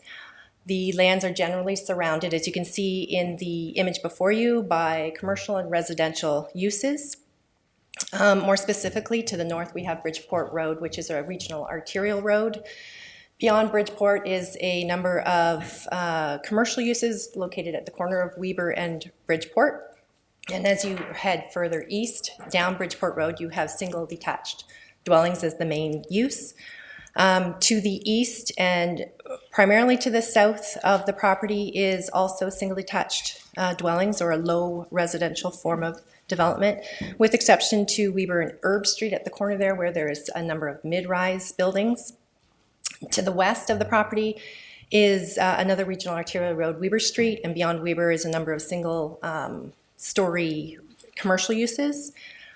Also on the map, you can see that there's a dashed blue line which shows the Grand River transit routes. There are a number of stops in the vicinity as well. And further to the north is that dark blue line, which is the Laurel Trail, and access to that. And kitty corner to the side, of course, is the Bridgeport Plaza, which contains a grocery store, general retail, and is multi-tenanted by various commercial uses with offices above and surface parking lot surrounding. So these are pictures of the existing conditions of the properties as today. Top left is 109 Bridgeport Road and 30 Weber Street, which contains single-story buildings used for commercial purposes. Below that is 115 Bridgeport Road East, which is currently vacant, but if you've been around long enough at the city, it was the former home of Victory Sports. And then to the right of the image is 133 Bridgeport Road East, which contains a single detached dwelling that is currently vacant. This is an image of the site plan that's been submitted by the applicant. They are proposing a mixed-use building with 2 accesses from Bridgeport Road East and 1 from Royal Street. Parking is located in behind the podium, as well as in the 6-story parking structure that's located in the southeast corner of the property. The actual building consists of a 6-story podium, and there will be 3 towers on top of the podium. I've labeled them as A, B, and C and outlined in red. Tower A is proposed height of 25 stories, Tower B at 24 stories, and Tower C at 22 stories. Those references to height too are inclusive of the podium. The proposal also contains 622 units, 785 bedrooms for an overall density of 671 bedrooms per hectare. There is commercial space proposed at grade, both at the corners of Bridgeport and Weber, and then Weber and Royal Street. There will be also proposed 569 parking spaces within the building, 376 bicycle parking spaces, and just over 4,000 square meters of amenity area in the form of balconies, a rooftop amenity area on level 5, and indoor amenity space. So these are building renderings, again, that have been provided by the applicant. On the left of your screen is the northwest perspective, which is taken from the Bridgeport-Weber intersection. And here you can see the 6-story podium that's proposed, as well as the 2 stories on top. You can also see that the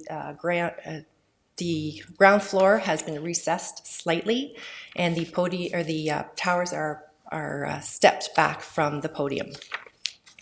On the right-hand side is the southwest perspective, and that's taken from the Weber and Royal intersection, and it shows that 3rd tower located just down on Royal Street. And the final perspective is the southeast, again taken on Royal Street and showing the 6-story proposed parking structure. So from a planning perspective, the official plan, there are a variety of land use designations that apply to the property. The lands fronting onto Weber Street that are shown in red here are designated as commercial, and more specifically mixed-use community commercial. And this designation serves really as a commercial focus and a destination. Residential uses are permitted as a secondary use, in a mixed-use building, and proposed above the 1st story. The second area, 115 Bridgeport Road East, is actually split designated as mixed-use medium-high density residential, which is shown in blue, and mixed-use medium-density residential, which is shown in the orange. The mixed-use medium-high allows for multi-residential buildings, as well as some complementary uses. And the remaining designation, which is that orange color, the mixed-use medium density, the aim of this designation is really to provide for primarily residential with medium density in mind. And this particular designation does act as functions as a transition from lower to higher densities. I should also note that the applicant is not proposing any changes to the lands that are shown in orange before you. So from a height and density perspective, again, the lands are designated a little bit of a mix.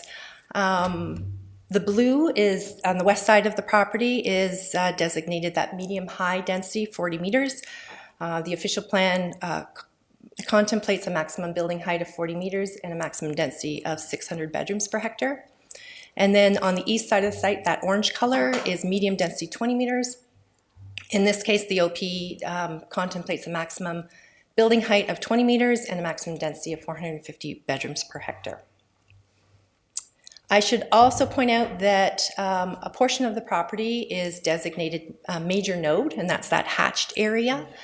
The official plan establishes nodes and corridors within the overall framework, starting with the primary node, which is where much of our height and density is directed.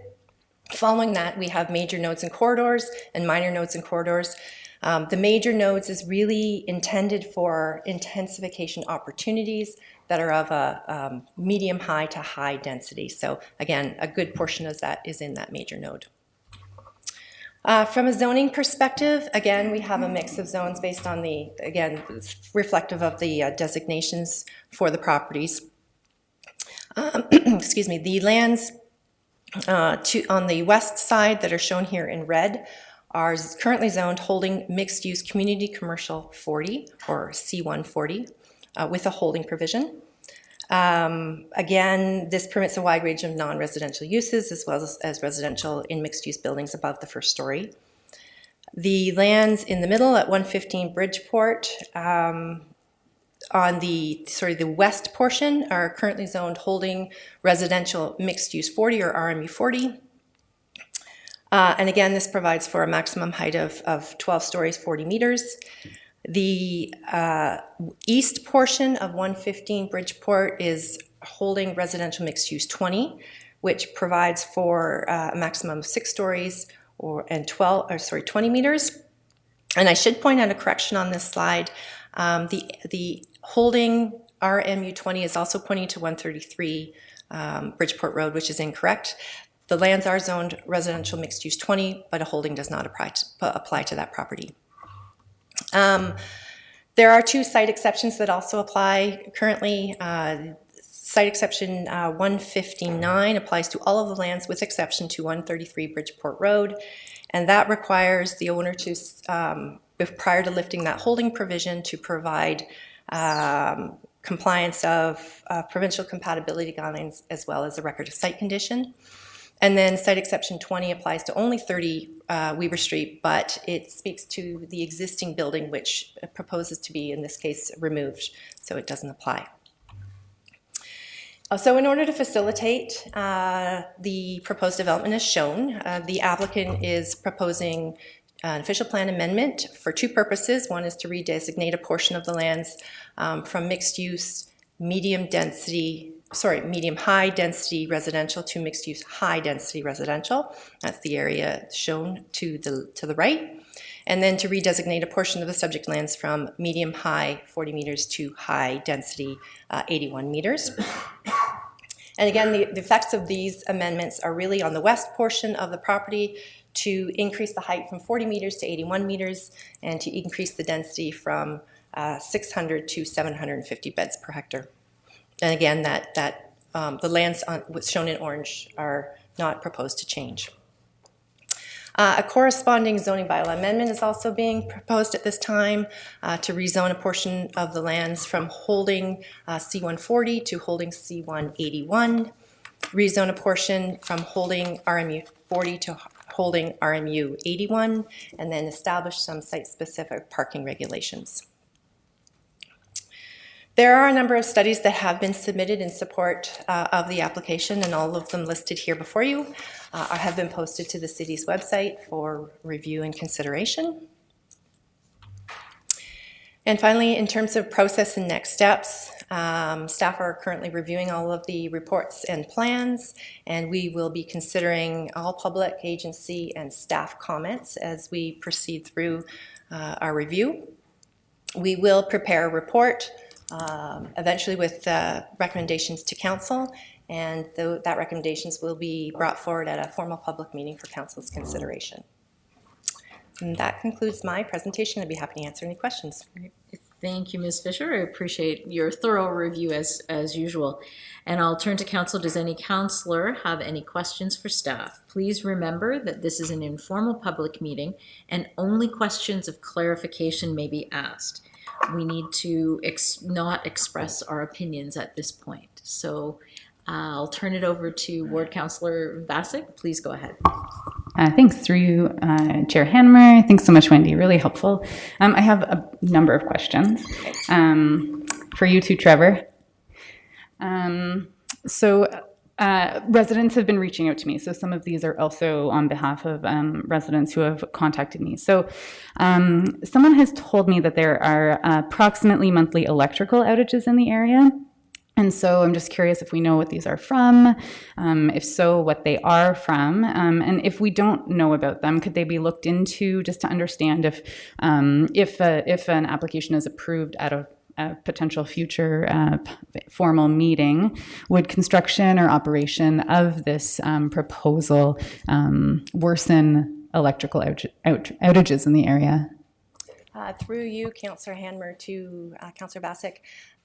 The official plan and zoning bylaw amendment, the applications have been circulated to Innova Power, who is responsible for reviewing all applications and relative to ensuring that there is sufficient power supply provided based on what's proposed.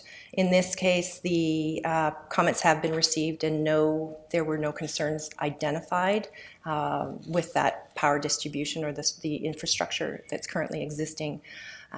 So it is something that I will take away and happy to contact the specific resident to see if there's anything further that can be discovered.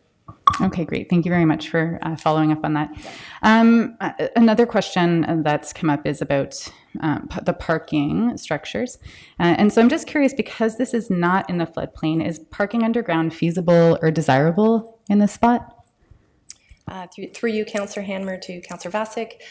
It's always staff's preference to have underground parking, or parking in general underground, because I think it does provide for greater opportunity for the building and the property above ground.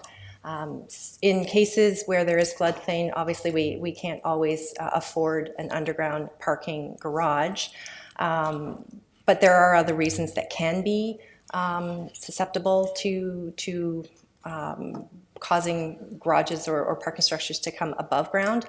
Things like environmental contamination. It also can be simply a choice of the developer. Okay, good to know. Yeah, so the other three corners are permitted to have higher density development in future. So my question is about the wind, which is considered suitable, or in this particular application from the study, it seems, if I've understood it correctly, or that it can be addressed with mitigation measures. So if those sites are built to what they are designated for, do we need to do anything now in addition to mitigate potential future impacts of potential new buildings, which we don't even know if they're going to come, but it is zoned for that. So are we considering things now? Should we be? How does that work when it's sort of if it were approved, the first development of that height? Through you, Councillor Hanmer, to Councillor Bassick.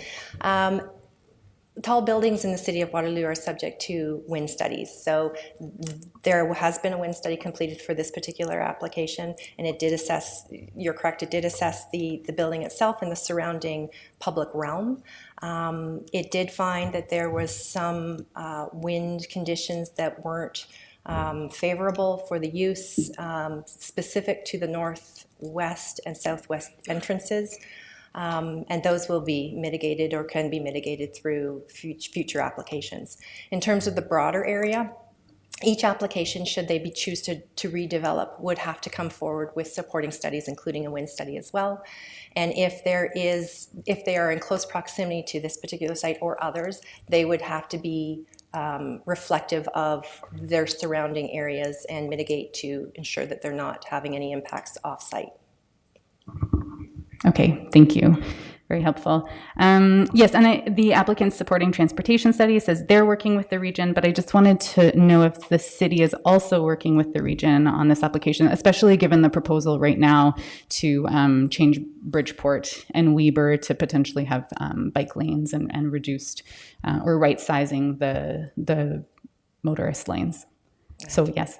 Through you, Councillor Hanmer, to Councillor Bassick. Yes, the applications have been circulated to the region. I am still waiting regional comments, but we'll work together to address any issues that may come up. Great, thank you. Last question for you.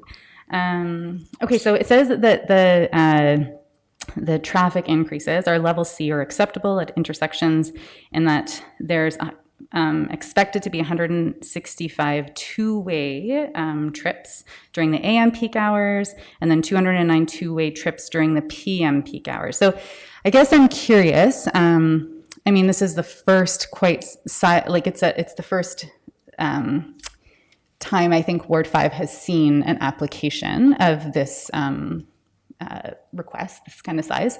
And so I think it would be helpful to understand what that might look like. So are there comparable sites that the city has already approved, or the buildings that have already been built of comparable inbound, outbound trips, so we can get a sense of what that might actually look like in practice? Because it's kind of in theory and it's hard to imagine.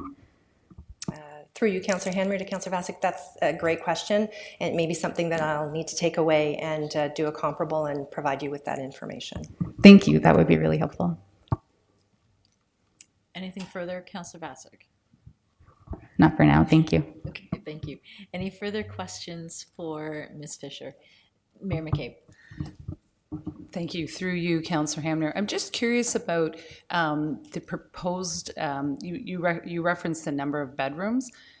Could you just give us a breakdown of like 1, 2, and if there's any 3-bedroom units in there, just to help us understand what that looks like? Certainly. Through you, Chair Hanmer, to Mayor McCabe. The proposal currently is looking at 459 one-bedroom, which represents about 74% of the overall bedrooms, and 163 two-bedroom, which is about 26%. There are no 3 bedrooms proposed at this time.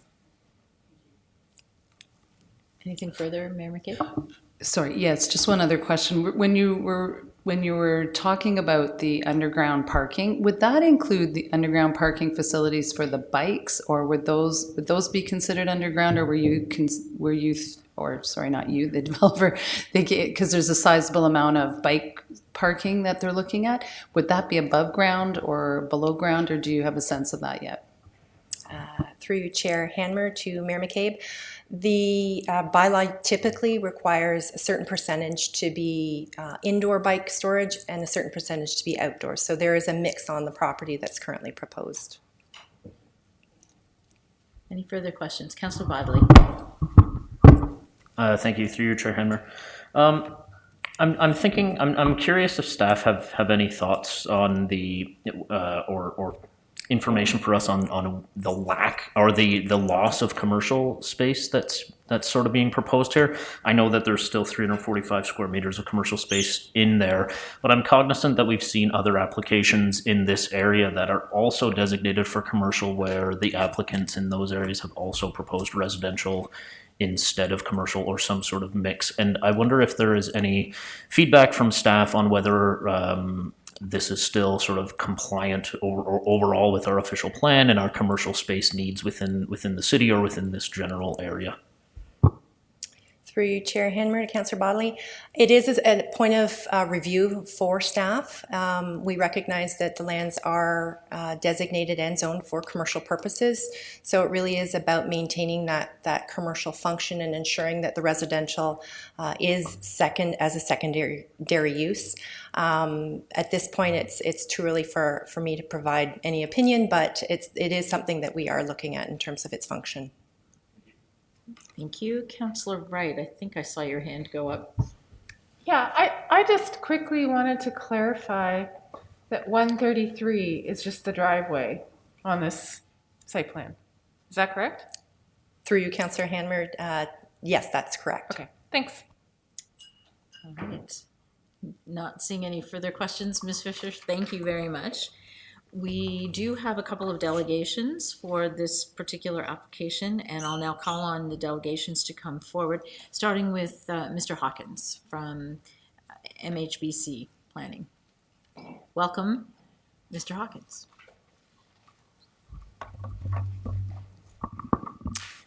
Thank you, Chair Hammer, Mayor McCabe, and members of council. I'm here this evening on behalf of the property owner and also on behalf of ABA Architects, who designed the building we can see on the screen in front of us tonight. And the properties in question, Wendy's alluded to them. There's 2 properties that essentially front onto Weber Street, and then a large parcel that fronts onto both Royal Street and Bridgeport, and then a smaller lot that fronts onto Bridgeport only. Wendy kind of went over the area in close proximity to the site, and we see the Walmart and Sobeys Commercial Plaza, the Laurel Trail, the Spurline Trail, and a 5 and 10 minute walking radius. We see the Moses Springer Community Center and the open space and park space in that location, a short walk away. We see Elizabeth Ziegler Public School, which is within that 10-minute walking radius. Some mid and high-rise buildings along Lincoln Avenue, which is another transit route. And we see there's transit routes on Bridgeport, of course on Herb Street, Weber, and Lincoln as well that will take you to many destinations throughout Waterloo, of course, but also to the Ion Transit and then down Weber Street into many employment areas and the central hub in Kitchener. So this area is very well served by vehicular routes, fronts onto two of the main arterial roads in the city, regional roads, close to Herb Street being the third that takes you out to the highway. But it also has access to numerous alternative transportation modes, including all those transit routes, the trail systems for cyclists and pedestrians, and Councillor Vasic alluded to the potential changes to Herb Street and Bridgeport Road. And the traffic study did actually look at the current scenario plus the scenario where those lanes would be removed for active transportation. So we can anticipate that active transportation may in fact improve in the area in the future. Wendy's kind of taken us through the site plan and some of the metrics. I did want to highlight that the podium is 4 stories in this area. So it actually, the podium is 6 stories on the perimeter, and then it stops at 4 stories in the middle. So there actually are units, and we'll see on one of my subsequent slides, that actually face towards the planned outdoor amenity area in this location. Most of the height has been focused on the western portion of the site, so the area within the node. This part of the site, which is the eastern part of the site, there's no changes to the permitted height, so the parking structure is a 5-story structure with an open top level. And then the tallest building's been focused at the corner in the area where there will be or are existing permissions for other tall buildings, with less height as we move further along Royal Street, and then finally maintaining the height on the eastern portion of the site. And this amenity area would be available to all the residents of the building, in addition to amenity areas inside the building. And there's an access to the rooftop amenity area that would be shared for all the residents. The bike parking, as we'll see in a later slide, is available off of Royal Street, which being the least busy road. In terms of the building design, we've prepared some sort of higher resolution images. And this demonstrates some of the treatments to the building, particularly the tower portion, to not only distinguish it from the podium, but to add some visual interest by creating rhythms and sort of those projecting elements that match some of the design in the podium, but also give some of those balcony areas greater depth and more space outside. We can see that all of the units will, in fact, have balconies, including the units that face towards the exterior of the building in the podium element. And this gives us a view as if we were standing sort of in some of those automotive uses across the street on the other side of Weber Street, looking towards the building, this being the Weber Street frontage, the tower, the parking structure further along Royal Street, and we can see the use of sort of the articulating elements, the projections and the recessions, and then some of the color treatment helps to. I'm speaking on behalf of Mr. Bousfield, who is here this evening, if there are questions that go beyond my expertise in architecture. But the intent was to create visual interest so that if you're driving down Herb Street and you see this building, you have something that draws your eye to it from the tower portion. Similarly, if you were driving the other way from the highway into the city, similar appearances to sort of break up the massing so that the tower presents itself as sort of an entry element into this major node and then further on into the uptown. And then this is a close-up view as we look at the treatment of the podium as we're facing Weber Street, and Wendy alluded to the way the podium is recessed from the street. And that gives us a bit more room to work with in terms of outdoor landscaping along both Weber Street and then around the corner along Bridgeport. And it sort of distinguishes the ground floor, which will be your main lobby entrance, but also the commercial uses, so that we sort of are drawn to those areas as we're a pedestrian or a cyclist in the area. If we're stopping at one of the transit stops, our eyes are drawn to those areas which are intended to support not only the residents of the building, but those who may be walking in the area. This is a floor plan that shows the ground floor. We can see that the parking is internalized within the structure. So we have units or lobbies or other building elements all the way along the perimeter. We have the commercial uses facing Weber Street, indoor amenity area.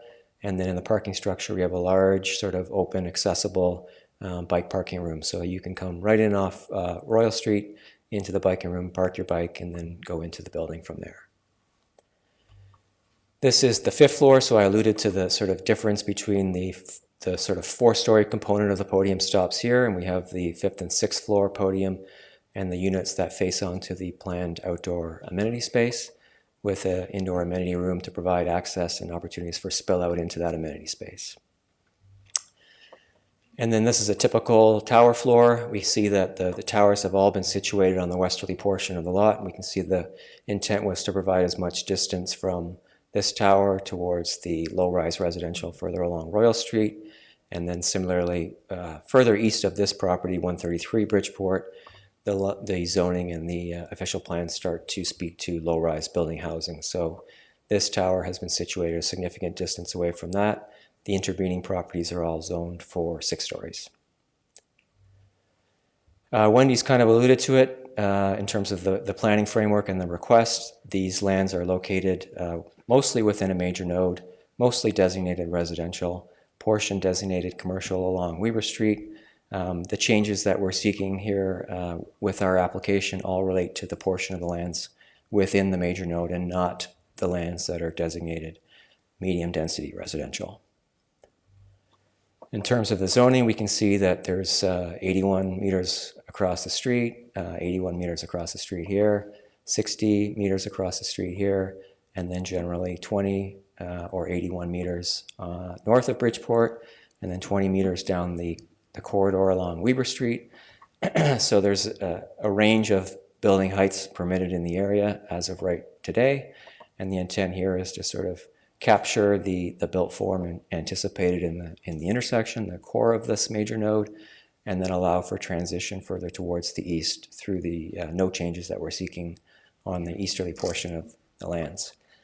The only site-specific regulation we're seeking is actually to apply the parking as it would apply to the RMU 81 zone across the whole site. Rather, currently the site has 3 or 4 different parking rates that apply because of the different zones and what's in the node and what's not in the node. So this application just seeks to apply a uniform parking rate for the whole site.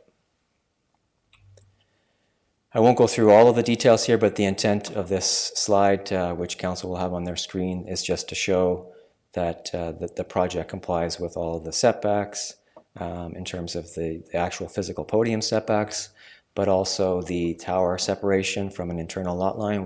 We meet or exceed all of those setbacks. The towers all meet the horizontal and tower footprint regulations, so no changes. They meet the tower step back regulations. They meet the low-rise residential setbacks, so the parking structure on the easterly portion of the lot exceeds the minimum requirement based on its height and that separation from that lot line.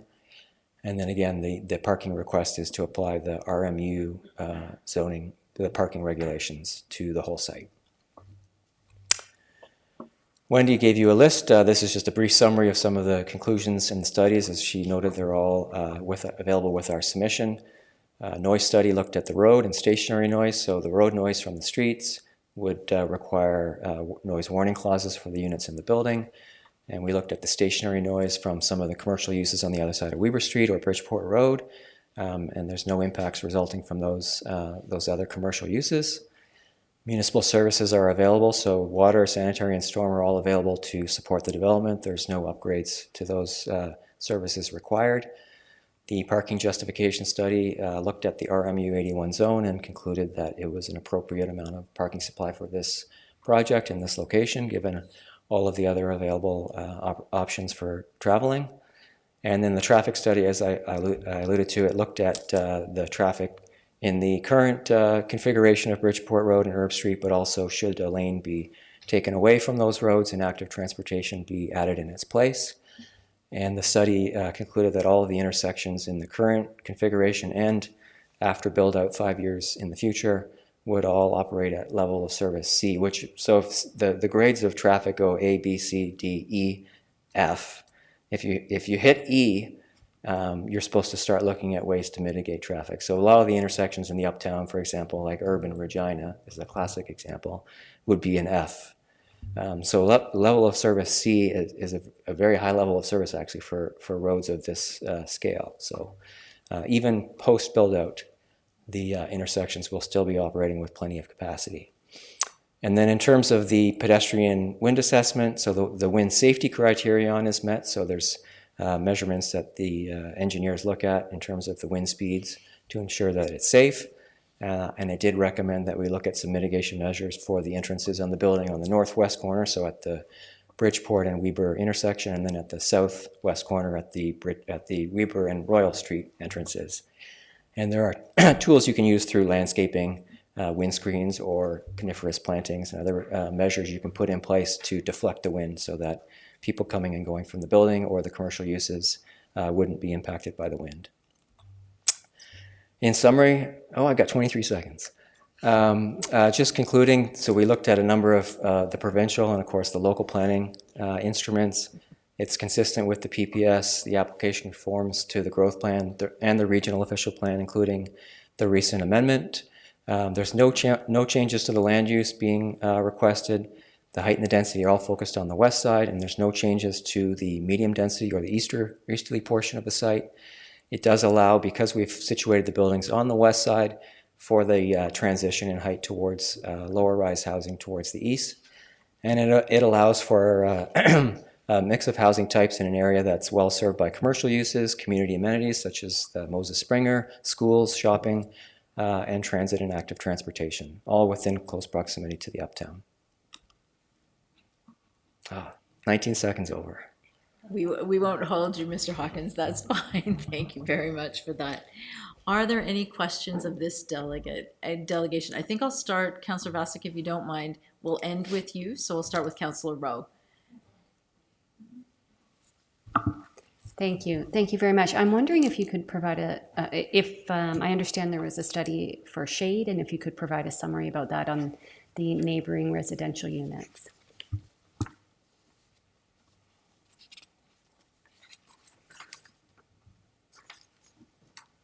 Certainly. Through you, Chair Hanmer, we did look at the shadow impacts of the building on, obviously with a particular focus on residential properties, mostly to the northeast and east, and to the southeast as well. With a shadow study, you look at the shadow impacts generally in 4 time frames: March, June, September, and December. And because of where this site is situated, the sun actually comes obviously from the east, but it swings around south of the building. And then when it comes to the west, that's when you start to see the shadow impacts in the morning, for example, and all the way through to the early afternoon are largely on the commercial plaza, either on the other side of Weber Street, or the plaza with Sobeys, or the Shoppers Plaza across the street. And then it's not until, depending on the time of year, sort of between 2 and 4 p.m., when you start to see shadow impacts on some of the lots that are zoned for 6 stories along Bridgeport Road next to the site. And then the one lot on Royal Street starts to see shadow impacts sort of later in the afternoon in most of those seasons, less so in June, March and September primarily.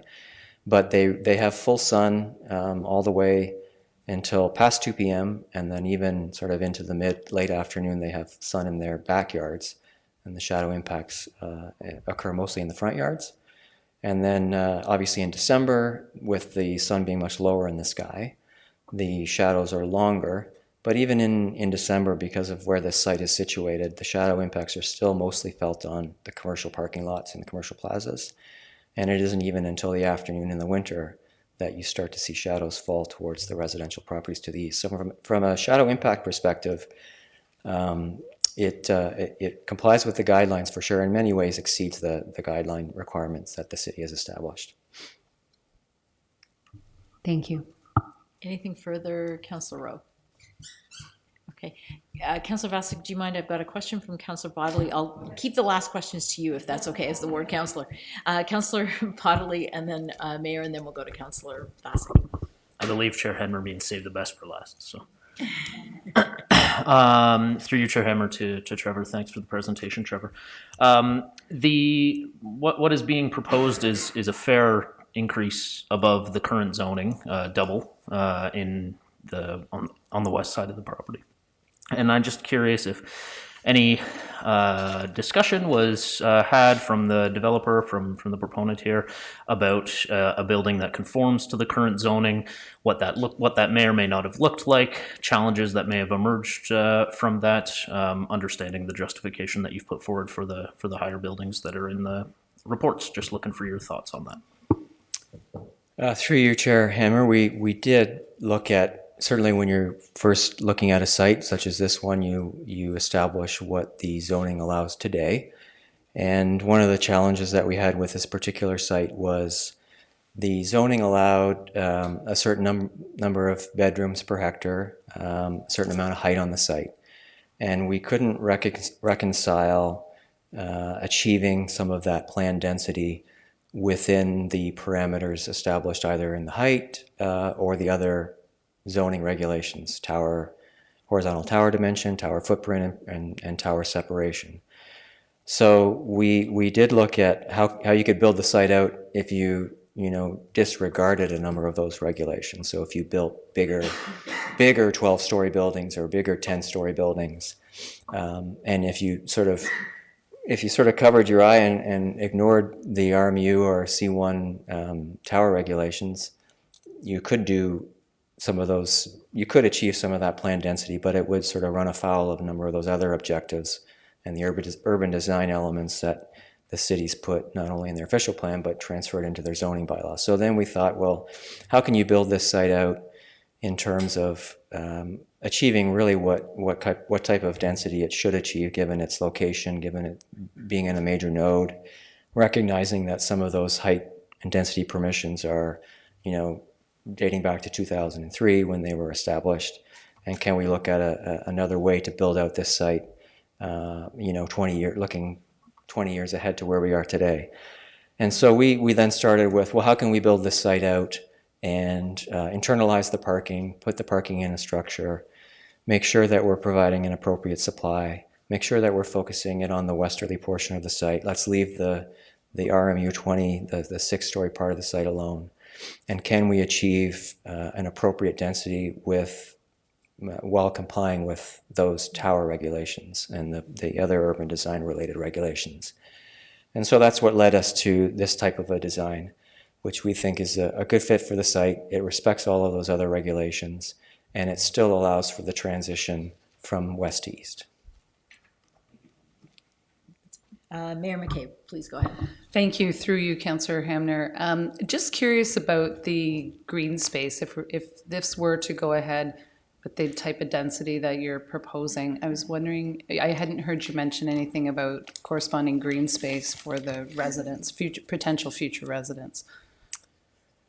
Certainly, there's a fair bit of at-grade green space around the site. We're intending to mostly focus the most active areas along Weber and along Bridgeport. So there's quite a bit of depth between the sidewalk and the building to locate some outdoor amenity areas. But the main piece of the building, if I can flip back to this slide. So this particular area is substantial in area. It's a few thousand square meters. And the intent there is to create sort of a sheltered amenity space for the residents that's protected from, the wind, the elements from all directions. It's accessible for all the residents of the building. So it would have elevator access. Obviously, it's barrier-free accessible. Be accessible to any of the residents through that magenta amenity space I've highlighted on the plan here. And it's large enough that you can program multiple elements, passive, maybe some active spaces that we would explore further as we get into detailed design. Thank you for that. And I'm also just wondering about what green elements in terms of like GHG reductions could potentially be built into a site like this? I think I might ask Mr. Bousfield, the project architect, if council doesn't object, he could help answer that question. That's fine. Please, Mr. Bousfield.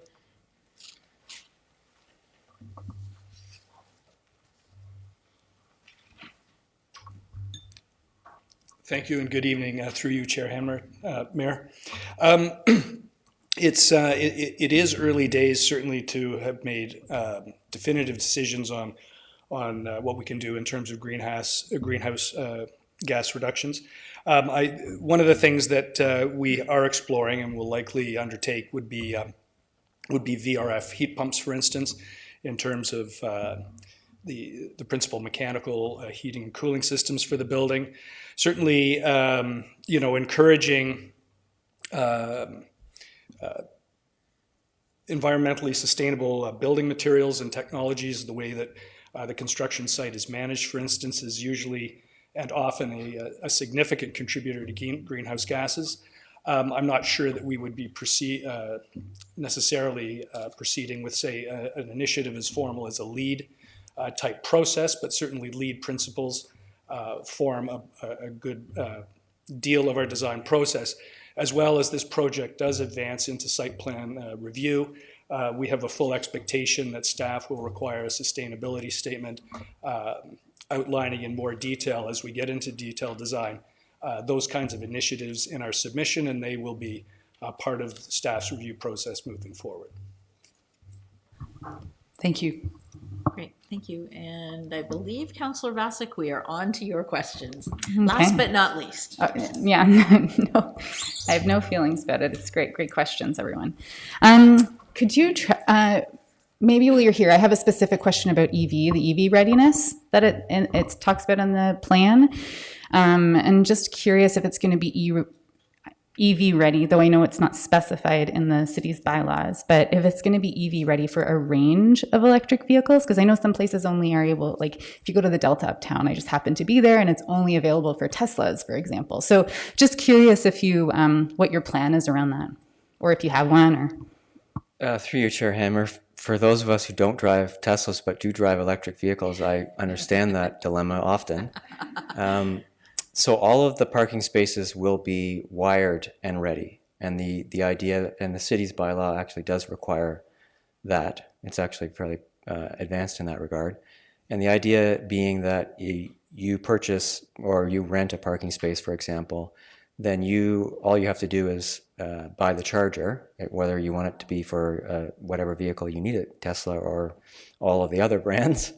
And then you plug it into your car and you're good to go. So whereas sort of a condominium building that may have been built 10 years ago, that's a whole different kettle of fish as to how you can wire it and the costs associated with bringing the necessary wiring to your parking space. In this case, the wiring will be there and all you have to do is, basically install the plug the charger in and hang it on your parking spot wall. Thanks. I didn't realize all that. Thank you. Now, can you go back to the building design slides for me, please? That one would be fine. Or not that one. That one. Good. Okay, so I'm in this area all the time. So I'm just really curious, what is this building besides Shoppers? Is that supposed to be the Lincoln Heights building? Can you see it from there, or am I totally disoriented? I don't do the renderings, but certainly the instruction was to note that there are taller buildings along Lincoln, and my understanding is that's supposed to represent them. Yes. Okay, this represents it, but this is just to communicate there are taller buildings, but this isn't necessarily the spot. Within the view, yeah. But not this view. Well, maybe not. I don't know. But it's certainly there's taller buildings. If you were standing at the corner of Bridgeport and Weber and looking up towards Moses Springer, you would see the buildings. You would see those buildings on Lincoln, for example. You would, but not there. I don't think. I'm going to check. I'm just curious. Yeah. It's hard because I'm just trying to get a context, right? Like it's the first view, so just trying to get an understanding. Yeah, I think it's just behind the Shoppers there, so it'd be like off the image. In any case, just trying to make sure I know where we are. Councillor Vasek will take a walk through that. Yeah. Okay. So, knowing that's where we are. So here we are at Lincoln or at Royal and Weber. Okay. On the right-hand side, is that right? Royal and Weber on the right-hand side? Royal's on the right-hand side of the image and Weber sort of in the foreground, yeah. Okay, very good. Thank you for clarifying all that for me. To follow up on the shade comment, thanks for bringing that up. In the report, it's like in all of the times, it does say that the shade meets the guidelines, like the urban design guidelines, but the only one where it doesn't say that is the Bridgeport Street East. So I just wanted to know if it does meet the guidelines in that area. Yeah, does it? Maybe I'll trying to think what would maybe the site plan would be. So these properties in the winter, it would not, I don't believe it would meet the guideline in the winter, December. Okay, all right. Can you, do you remember offhand? Anyways, it doesn't meet it, but can you remind me of the times though? So in order to meet the guidelines, 50% of the lot has to have sun for two intervals, which is 4 hours. 2 intervals. Yeah. Okay. And do you know what this has offhand? I can look back at the study. I can certainly follow up with you if you like and provide you with that. If you can't find it readily available, I don't have it off the top of my head exactly. Look, I can look. It's fine. Yeah. Thank you. So now onto transportation. In the transportation demand management checklist, it says that this proposal gets a 43 out of 65. So just curious what a good score for the checklist is. Well, the checklist is supposed to sort of provide, from the region's perspective, of course, it's a regional checklist, a gauge of if you meet various thresholds, what type of a parking reduction would be reasonable. So the consultant who did the parking justification study used the checklist and sort of went through that analysis. But in reality, the request for this site is to apply the RMU 81 zoning, which is right across the street, that parking rate for the whole site. So it's sort of technically a request to reduce it because the commercial, residential unit, for example, a residential unit on Weber Street on this site on the corner requires 1 space per unit, but the residential building, north of Bridgeport, closer to Lincoln, requires less. So it doesn't always, work perfectly, and this is an example of a site where it doesn't really seem to work perfectly, and it'd be better off if we applied a flat rate across the site that worked for, a site that transects a few different zones. That's really the nature of the request. There are a lot of other elements of this building that lend themselves to not using a vehicle, and I alluded to some of those earlier, the transit availability, the walkability, you can walk to so many things from this building, really, and just, if you felt you had to use a parking space, you'd find you're leaving your car there a lot of the time. And then when the active transportation gets even better, you can cycle to work from pretty far away in Waterloo. I do it. I cycle from Waterloo to Kitchener. So if you find the right routes, you can leave your vehicle at home for a lot of the time and then find, do I need it? Do I need that vehicle? So that's some of the thinking we're trying to further along with the parking supplies that, allow people who have already made those decisions to move into a building without a vehicle and save that cost. Okay, thank you. That's helpful context. Also in the transportation demand management plan, in the transportation report that you gave, I did see that you looked at the the proposals from the region to go down to right size to 2 lanes and then to do the bike lanes. I could be completely wrong on this, but I swear in the record a few years ago there was an article saying that one of the considerations might be 2-way on Bridgeport at some point, and I don't think that's what's in the regional proposal at the moment. But one, do you know if that is in the regional proposal? And 2, if it is, will the transportation plan, it doesn't look like looked at that potential. So is that an important consideration here? I've heard that too, from, informal conversations with some regional staff, but I don't know that they're intending to move forward with it. And if they were, they would need to engage in an environmental assessment that would look at a whole host of traffic-related matters that are well beyond the scope of an individual site. But we were instructed to look at the roads as they existed today and the roads with 1 less lane, each of those 2 roads with 1 less lane, and that's what they told us to do. So that's their plan at the moment, as I understand it. Okay, thank you. Now to parking. Was underground parking considered? Yeah, I'm glad, I was going to speak to that, but I'm glad you brought it up again. So it was in the sense that we couldn't because, as Wendy noted, the site requires a record of site condition. And in the case of 115 Bridgeport, which is the largest of the parcels, we've already done that work. And the result of that work is you cannot build underground parking. Okay, very helpful. Thank you. So the other thing that it talks about in the supporting documents, and this comes specifically from residents too who live on Royal, who will face the parking garage. It says that the parking garage will be screened. So some of the questions I've had are how would headlights impact my living experience, and how might a parking garage that's above ground be kind of blend in or be more aesthetically pleasing. So what would you have to say about that? Certainly, through you, Chair Hammer. Sorry for all these direct responses to Councillor Vasic, but the intent would be that the headlights would not shine onto those buildings. So that would be one of the design objectives for that facade for sure, and likely for the north-facing facade of the structure as well, which would be into the backyards of some of the lots on Bridgeport.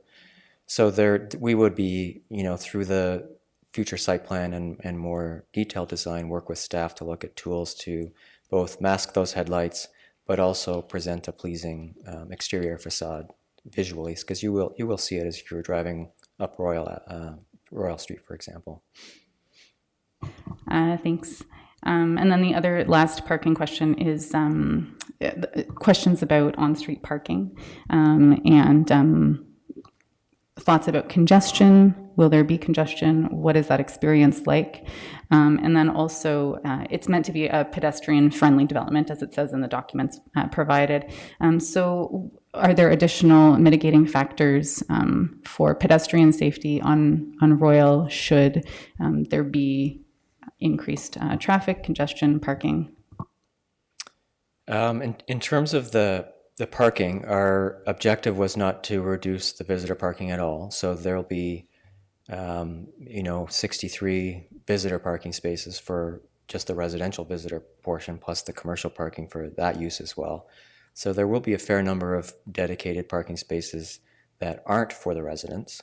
So the intent is to internalize those who are coming to visit residents in the building or use the commercial amenities or commercial businesses, that they would park in the structure. And so we would make those spaces available on the lowest floor, so they're the most accessible.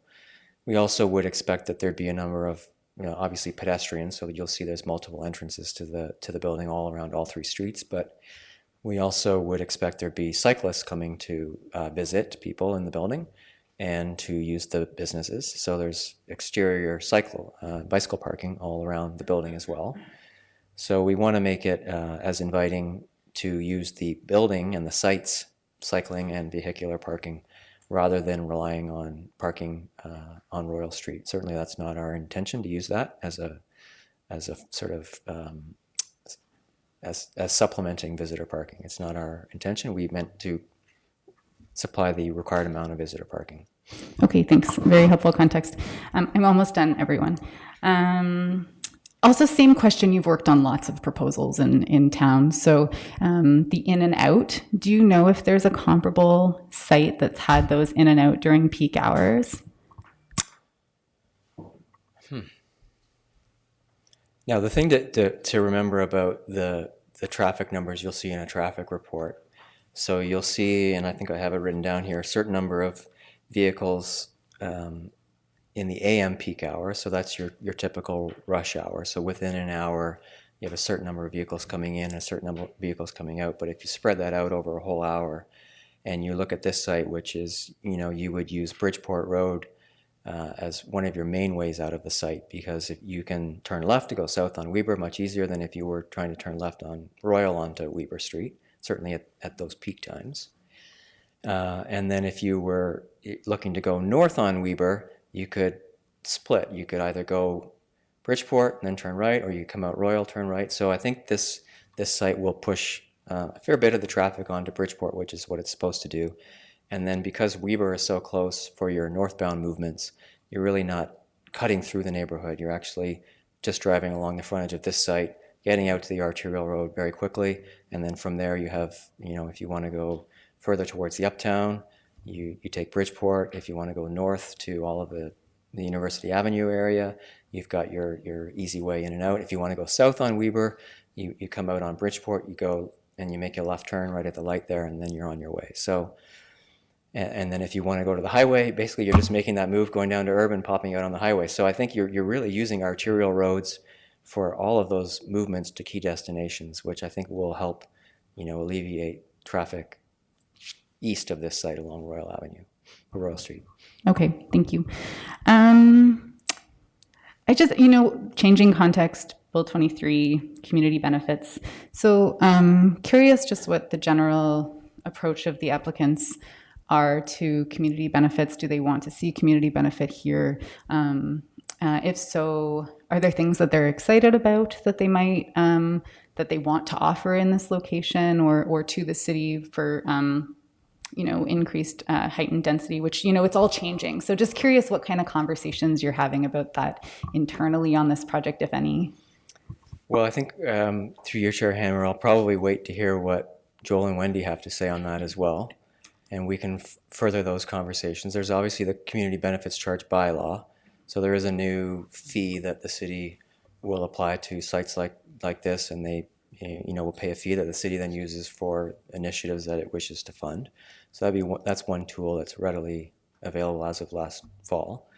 But certainly if there's other design elements, certainly the ability to augment the streetscape along Weber and Bridgeport and that sort of plaza format, I think we'd be looking to make that a key focal element of the site and make it as inviting as possible. And we'd be happy to work with Wendy and her colleagues in that regard. And along those lines that you're speaking about, and then also because you talked about it in the documents about, and in your presentation about urban design and wanting to have good urban design there, and you noted it as a gateway into the city, into the uptown. Have you considered or talked about public art at all? Is that something that the owners have an interest in, or? Well, that's something I'll take away. I mean, that's a conversation we can have, and that maybe there's ways to treat that landscape plaza area with that type of a treatment or some type of focal feature that draws people into the area, into the site. Certainly that's something we'd be interested in, bringing people to the site. Last question. Any conversations about affordable housing? Well, I'm expecting that we will have those conversations. I think the intent here is to provide rental housing in a variety of unit sizes. So they are 1 and 2 bedroom units, but they're not all the same size. So there'll be a variety of unit sizes that will make rental housing available to people in an excellent area that I sort of summarized earlier. And the supply of rental housing is not exhaustive. And certainly with students taking up so much of that rental housing, it makes it more challenging for others who need rental housing to get it. And so we view this as an opportunity to sort of augment that supply, which has a way of also making it more affordable. Thank you. Sorry, that did spark one more question because people are curious, and we haven't been able to. We haven't known an answer, I don't think. But so it's all planned to be rental. Yes. Okay. Thank you. Thank you, everyone, for indulging all my questions. Appreciate it. Thank you, Councillor Basak. Councillor Wright has a question. Thank you, Councillor Hammer. Just one quick question about the parking structure. Is it planned for there to be parking on the top of that structure exposed, or is it all within the interior of the parking structure? The top level would be open to the air, but it would be screened sort of on the perimeter. Yeah. Anything further, Councillor Wright? No, we're good. Okay, great. Thank you, Mr. Hawkins. I'm not seeing any other questions at this point. I appreciate your time, and Mr. Boosville, thank you also for joining and helping with the questions. We do have another delegation for this particular presentation. Kevin Durst, please come to the podium. And if Thank you. Thanks, Councillor. I think you've answered most of my questions I want to hear tonight. So I'm fine. You're fine. Thank Okay. you very much for that. Makes a very short and sweet delegation. We appreciate that. Thank you very much. All right. Is there anyone else present tonight who wishes to speak to this application? Looking to the audience. Okay, not seeing anyone. If there are no more delegations, this informal public meeting is now concluded. Staff will review the issues and provide a further report to council at a later date. So thank you everyone for your input to this point. Oh, good point. Councillor Bodley is reminding me that if you do want further information, please make sure that you have signed the appropriate register at the back of the chamber on your way out. Thank you. I will move us on to item 9B. And this again is an informal public meeting to consider item 9B, official plan amendment number 42 and zoning bylaw amendment Z 22-13, DCB Development Canada Inc., 83 to 85 Hickory Street West and 265 to 267 Hemlock Street West. There will be no decisions made tonight. Council and the public are seeing this application for the first time. Council is looking for feedback from interested parties with respect to this application. Tonight's comments will be taken into consideration in developing a staff position on this application, and a staff report will be considered by council during a formal public meeting at a future date.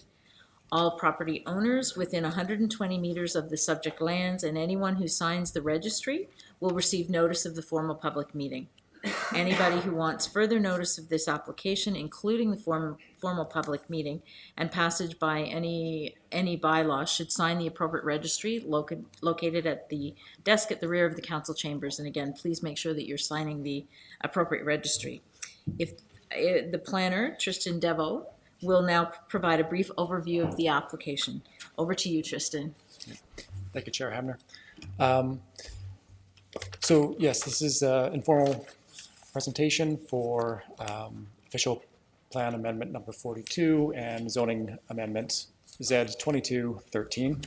As was stated, the subject property 8385 Hickory Street West and 265 267 Hemlock Street. Applicant Masri O Incorporated Architects for DCB Development Canada Incorporated. So the site itself is located on the corner of Hickory and Hemlock. This is in the Northdale neighborhood. The site currently is composed of 4 individual single detached dwellings. The proposal will consolidate these lots, demolish the existing buildings, and construct a new multiple residential building on the site. So just briefly, the proposal, this is a render provided by the applicant. This view is from the corner of basically Hemlock and Hickory. The long frontage is Hemlock, the short frontage is Hickory. So it's a 6-story apartment building, multi-unit residential building, 6 stories, 21.1 meters in height.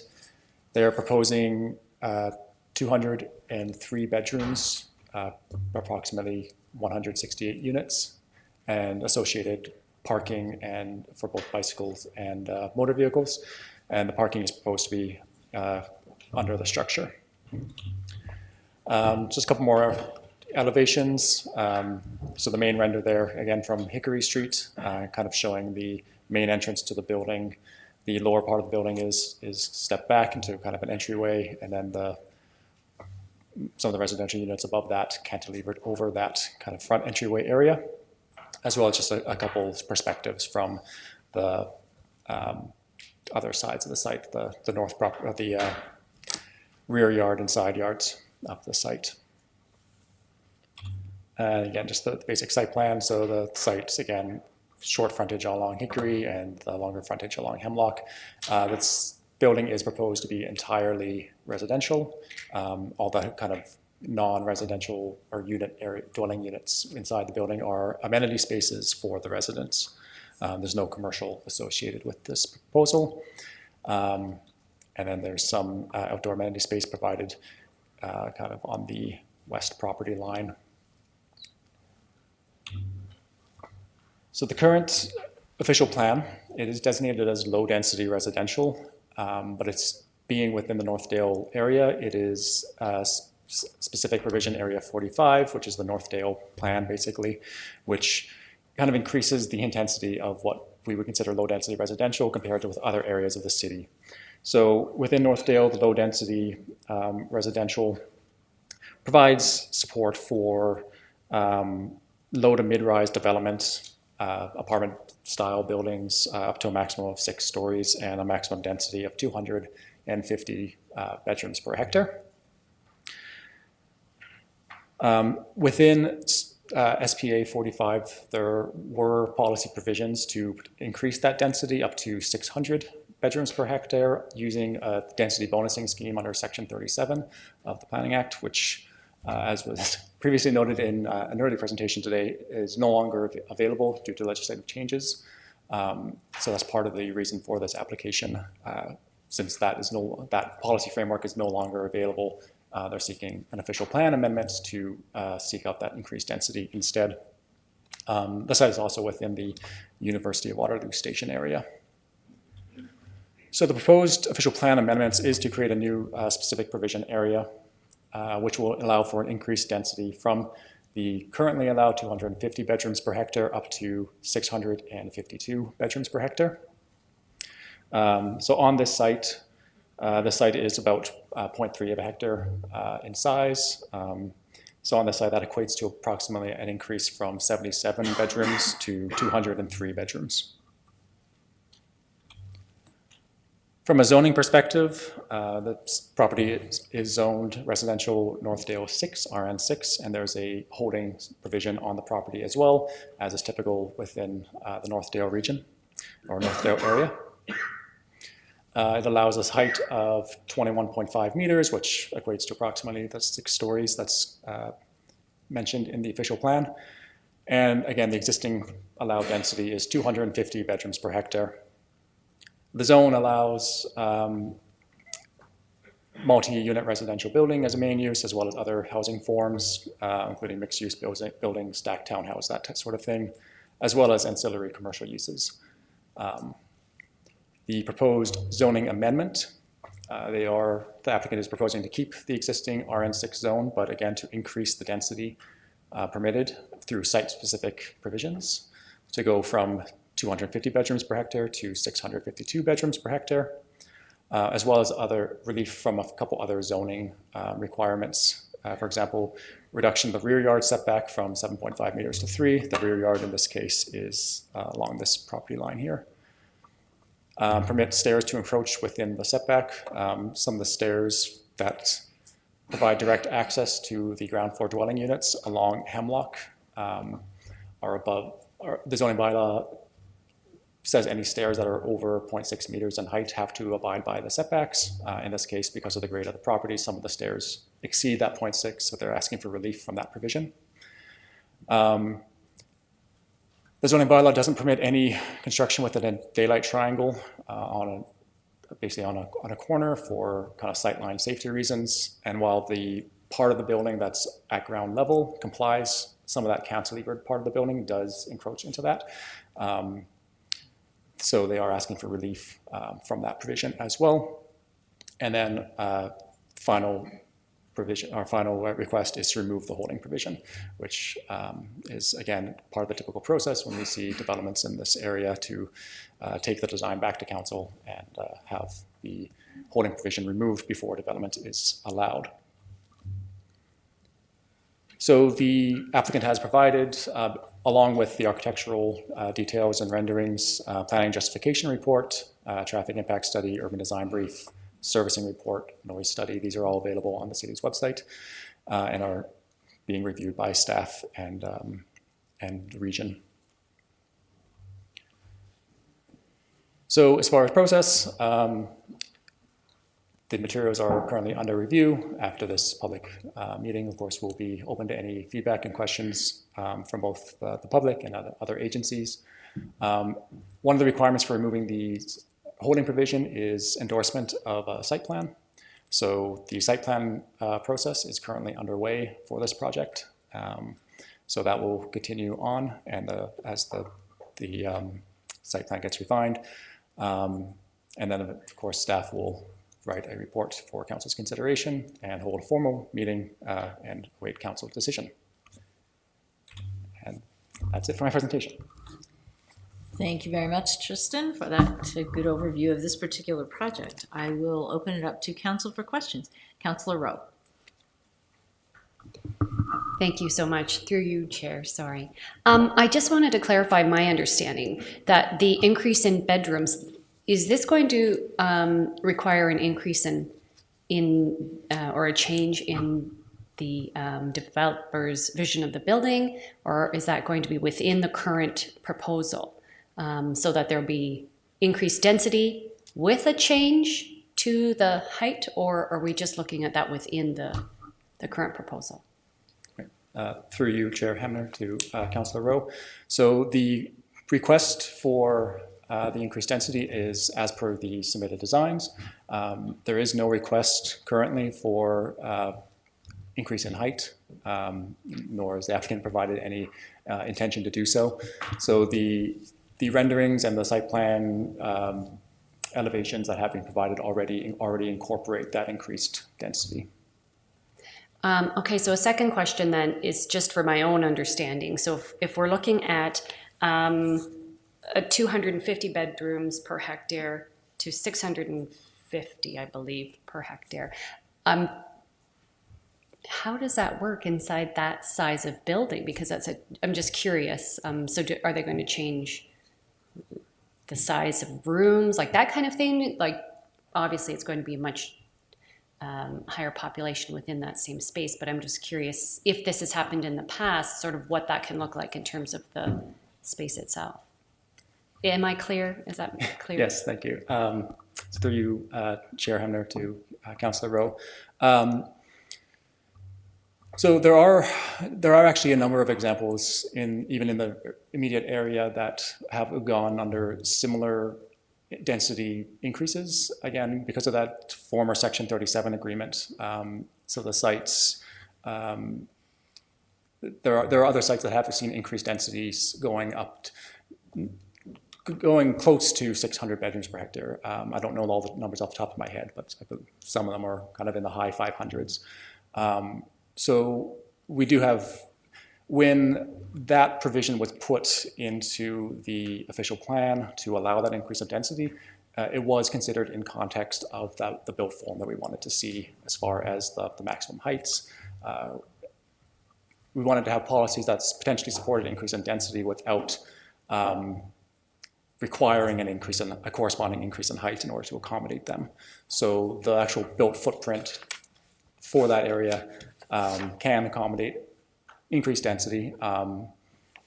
Obviously, there will be some variation in potentially unit size and things like that. As far as what the applicant is proposing now, it's a mix of single bedroom plus den, 2-bedroom units. So they are providing a mix of units, or proposing a mix of units. Thank you. Anything further, Councillor Rowe? Any further questions from council for Mr. DeVoe? Seeing none, thank you very much for the presentation. I'll now ask registered delegates to come forward, and we do have two together. Rima Masri, welcome Rima, and Jennifer Voss. And I believe it's Jennifer that's presenting. Yes, All thank right. you. Thank you, Chair Jennifer. Hamner and Mayor McCabe and members of council. My name is Jennifer Voss. I'm with JV Planning and Development Consulting. I'm here with Rima Masri of Masri Architects on behalf of the developer DCB Development Canada, Inc. As noted, a 6-story apartment building is proposed that would provide a total of 168 residential units, underground vehicle parking, indoor and outdoor bicycle parking, and a number of indoor and outdoor amenities for the future residents of the development. The proposed redevelopment replaces the 4 single detached dwellings in an area of the Northdale neighborhood where the preferred built form is more intensive, predominantly residential low to medium rise density with a maximum of 6 stories. Next slide. So again, 168 units, 203 bedrooms, 57 underground vehicle parking spaces, and 54 indoor and 16 outdoor bicycle parking spaces.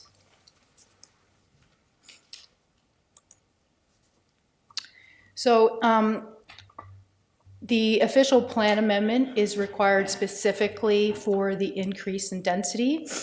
And this is because of the site-specific provision area 45 of the official plan, which is specific to the Northdale community.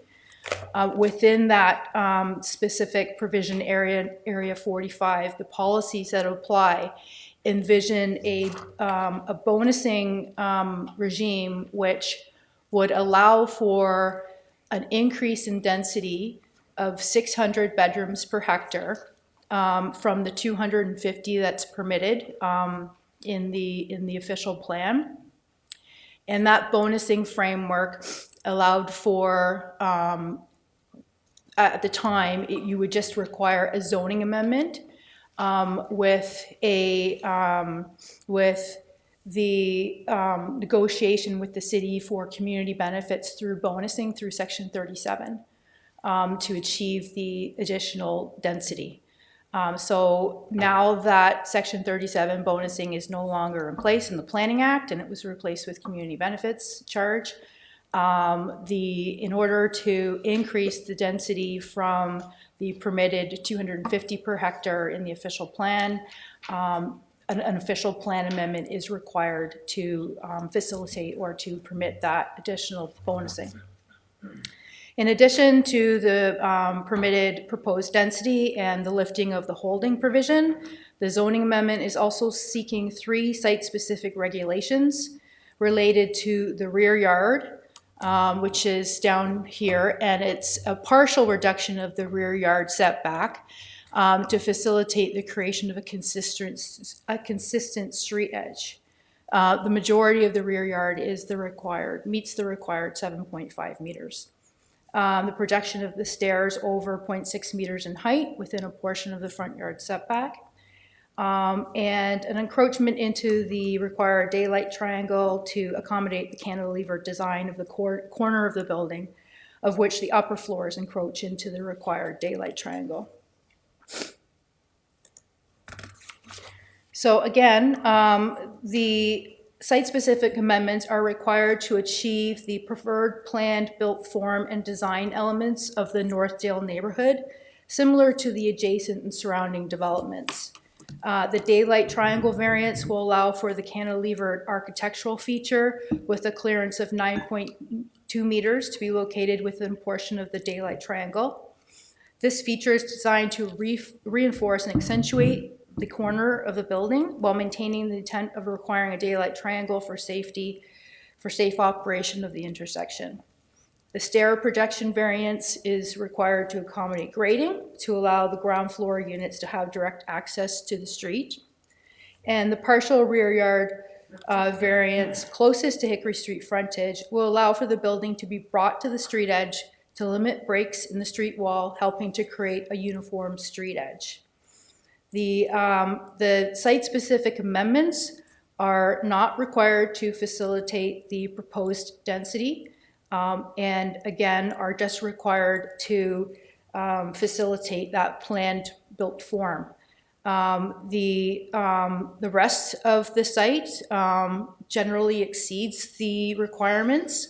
So there's 57 vehicle parking spaces provided, whereas 52 are required. There's 70 bicycle parking spaces provided, whereas 51 are required. It significantly exceeds the minimum amenity area requirement by providing almost double the required total amenity area.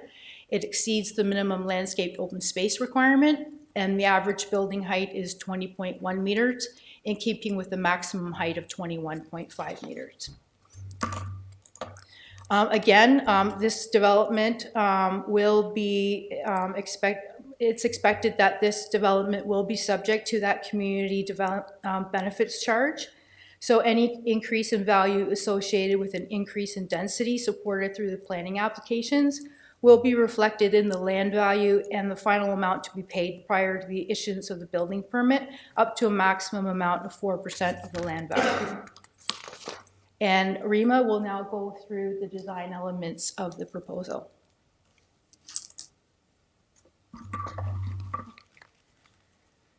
Thank you. I'm Rima Mazri. I'm the architect for this project. And I just want to go over just a few things to get your attention on. So the site is sloped quite a bit. So you'll notice on the south and the northwest, if we start with the 0, so at the corner it is lower by 2 meters and the other corner is higher by 3 meters. Why is this significant? Not only because of the height of the building, but the entrances. One of the other decisions that qualified how we think about the entrances was the high water table. So we placed one of the entrances at the highest point to the south, and that's where we place the driveway going down. So we have the accessible entrance on this side. So as we keep the ground floor flat, then at this point you can see that we have stairs here, we also have stairs here. And that's what resulted in these stairs. You can see them that progressively they are a little higher as the site slopes down. I also want to get your attention on the setbacks. So these blue lines are the setback lines. And you'll see that on the ground floor and even on the upper floors, we're well behind the setbacks at the front, both frontages. And on what's the backyard, the west side, we are within the setback. This is the 7.5 meter setback. This is the 3 that we're proposing. And the only reason I propose this is because this site that we brought to you a few years ago, it has its driveway on the side, so there is a 7.5 meter gap in the street elevation. So I didn't want to create another gap in here, especially that we couldn't place the driveway here because of the side slopes. So I thought it will be a better look for the street that we try to minimize the gap. So we brought the setback to 3 meters. And this is only for 3 stories, just to help the street, to give the street that continuity. And the daylight triangle. So you'll see in the blue, the triangles. This is where we're supposed to stay behind with the building to allow for vehicles to be able to see the vehicles on the other side. But you will see that our columns are here, which are these. And for 9 meters or over 9 meters, it's completely clear. Our building cantilevers partially over that triangle above 9 meters. So in terms of safety, it is achieved. The proposal that I was talking on this side, we had the same situation, but we had a column in the daylight triangle. And this shows the box is the building massing within the setback. So this kind of relates to the question earlier, how can you fit this many units in this box? So we could build in this box to fill it within the setbacks without asking any variances. But uncharacteristically to Waterloo, these sites are a little deeper than we usually find. So we had the opportunity to carve out areas from the mass. So for example, this blue area where we have the balconies, the white area where we carved on the ground floor, at the top and in the back. And we added, this is the 3 meter for 3 stories that we added on the side. So in totality, we carved out more out of the mass than we added. And why we're able to achieve a higher density is that's the characteristic of the site.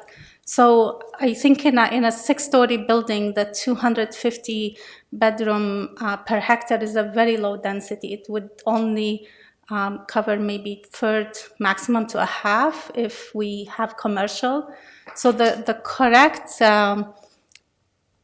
density within this massing that the setback and the height allows is somewhere around the 600, and it may vary depending on the site dimensions. In this case, we're just a little deeper. And then even if we were, we're over by 17 bedrooms, if we limit our density within the 600, it doesn't mean that we necessarily need to carve out more of this building mass, because I think the design is quite mature to what it's trying to be. So that means that those areas will have to stay within the units, but without them being useful as bedrooms. So that will make those units more expensive. Thank you.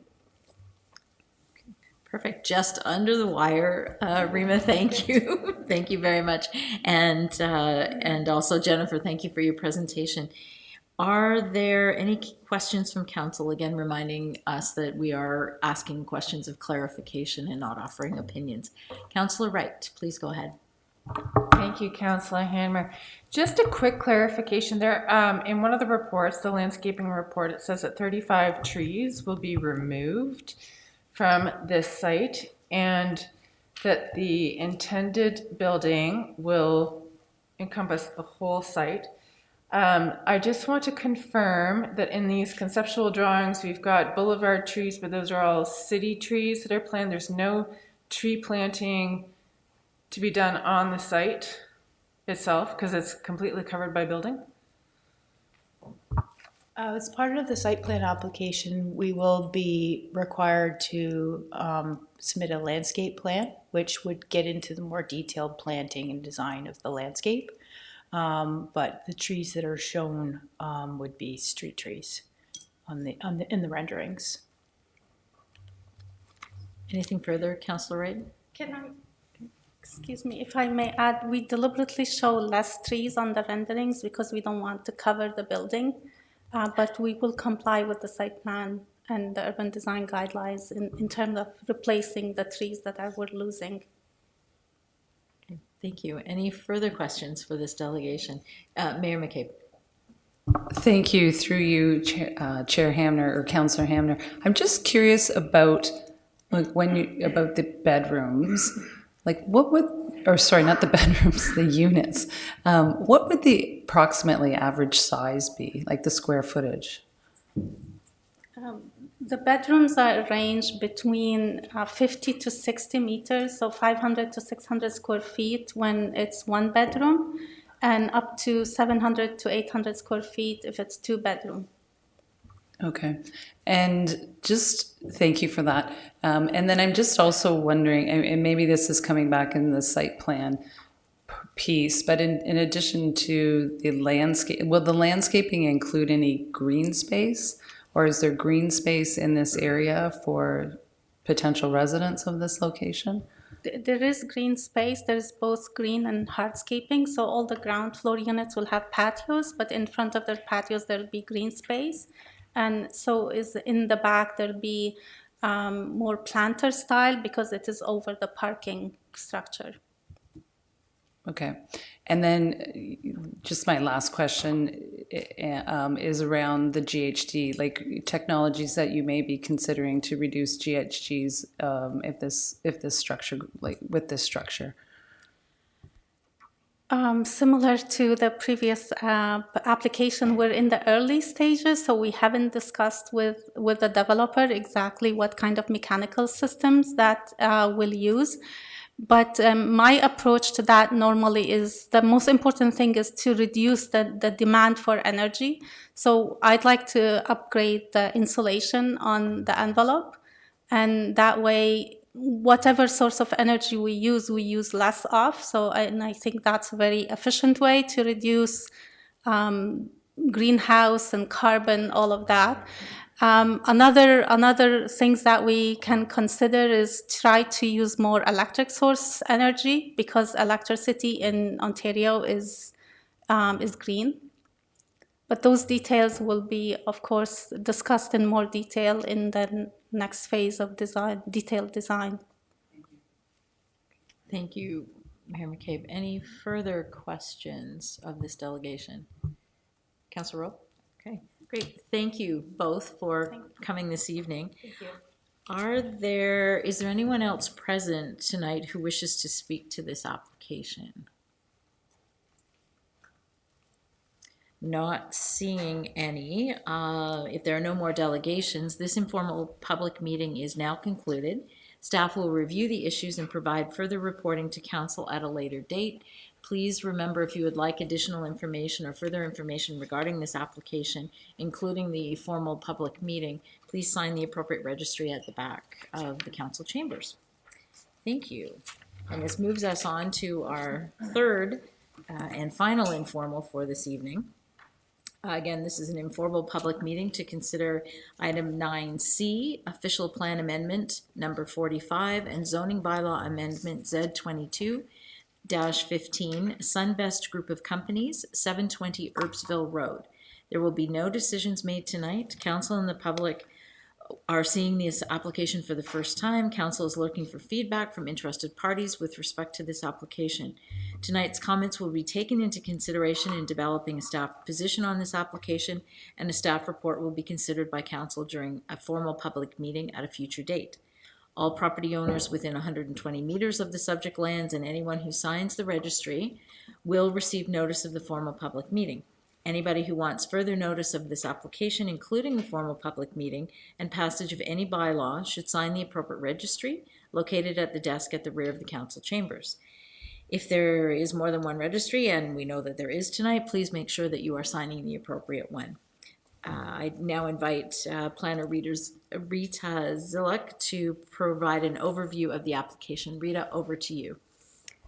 Good evening, Chair Hanmer, Mayor McCabe, members of council, and members of the public. This is an informal public meeting for 720 Herbsville Road, official plan amendment number 45, and zoning bylaw amendment Z22-15. The applications were submitted by Sunvest Group of Companies, represented here tonight by Dave Aston of MHBC Planning.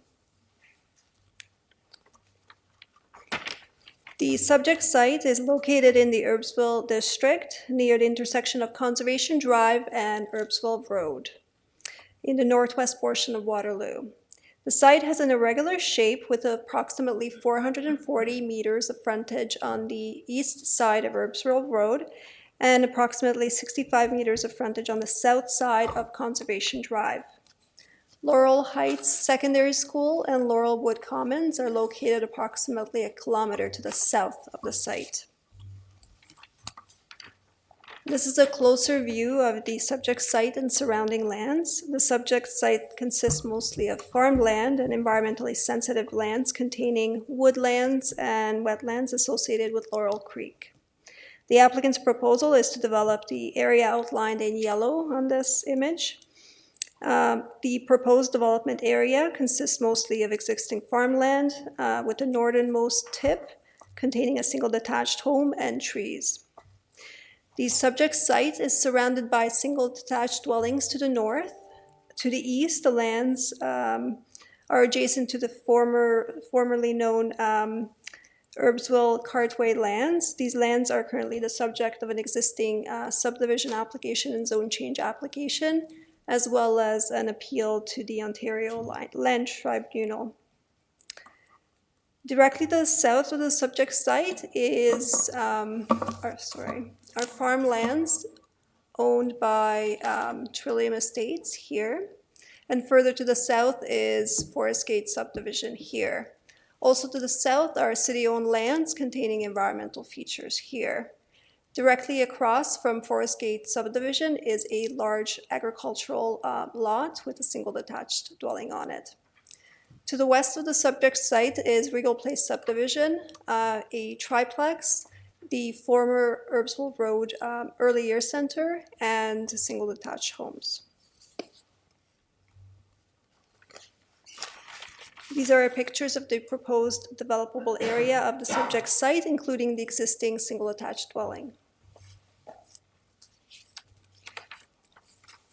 This is a conceptual master plan of the proposed development. The applicant is proposing to build 179 residential units through a plan of condominium. There are 59 townhouse units proposed, shown in brown, within 12 townhouse blocks. There are 120 stacked townhouse units shown in beige within 6 stacked townhouse blocks. The proposed development would also include approximately 251 parking spaces, some within garages associated with the townhouse units, and some surface parking associated mostly with the stacked townhouse units. There are 2 access points shown into the development here and here. There's also an internal road that shows access to the site to the south. So this would be the Trillium lands down here when those lands develop in the future. These are conceptual perspectives of the proposed stacked townhouse blocks.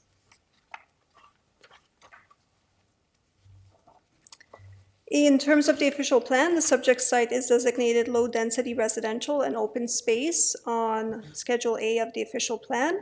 The proposed developable area is entirely within the low-density residential designation, which allows for low-density residential building types such as singles, semis, and towns. The maximum building height is 10 meters within this designation. The portions of the subject site that are outside of the proposed developable area are designated core and supporting natural features and natural feature buffers. Also, portions of the subject site outside of the proposed development area are located within the one zone policy area, which is essentially floodplain lands.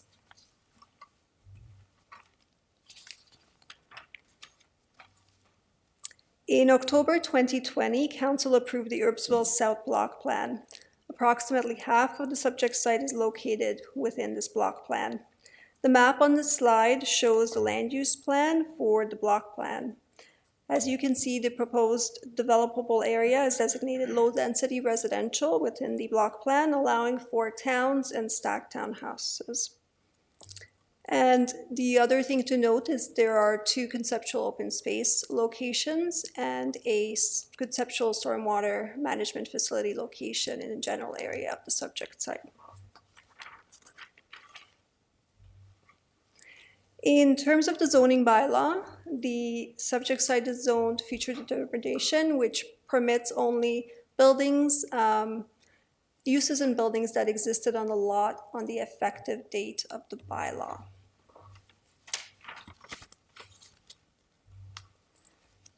This slide details the official plan amendment requested by the applicant. The applicant has requested to create a site-specific provision, or SPA, to permit stacked townhouses that are 6 units wide and 4 units vertical for a total of 24 units within a block, whereas the block plan limits stacked townhouses to 4 units in width and 2 units vertical for a total of 8 units in a block. The applicant is also asking for a height increase up to 12 meters for the stacked townhouse blocks.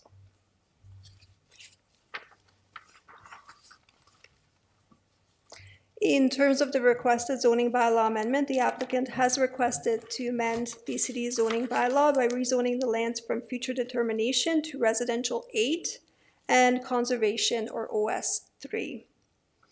The applicant has requested that specific provisions be included in the residential 8 zone, including a minimum interior lot line setback of 2.8 meters, whereas the bylaw requires 7.5 meters, an increase in building height up to 12 meters, and the reduction in visitor parking rate to 0.05 spaces per townhouse unit, so a total of 3 parking spaces associated with the 59 townhouses, whereas the bylaw would require 20 visitor parking spaces for the 59 townhouses.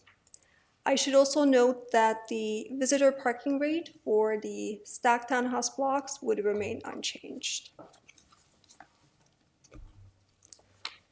These are the reports and plans submitted by the applicant. All of these reports are available on the city's website, on our zone change webpage. And they're also currently being reviewed by city staff, regional staff, and GRCA staff.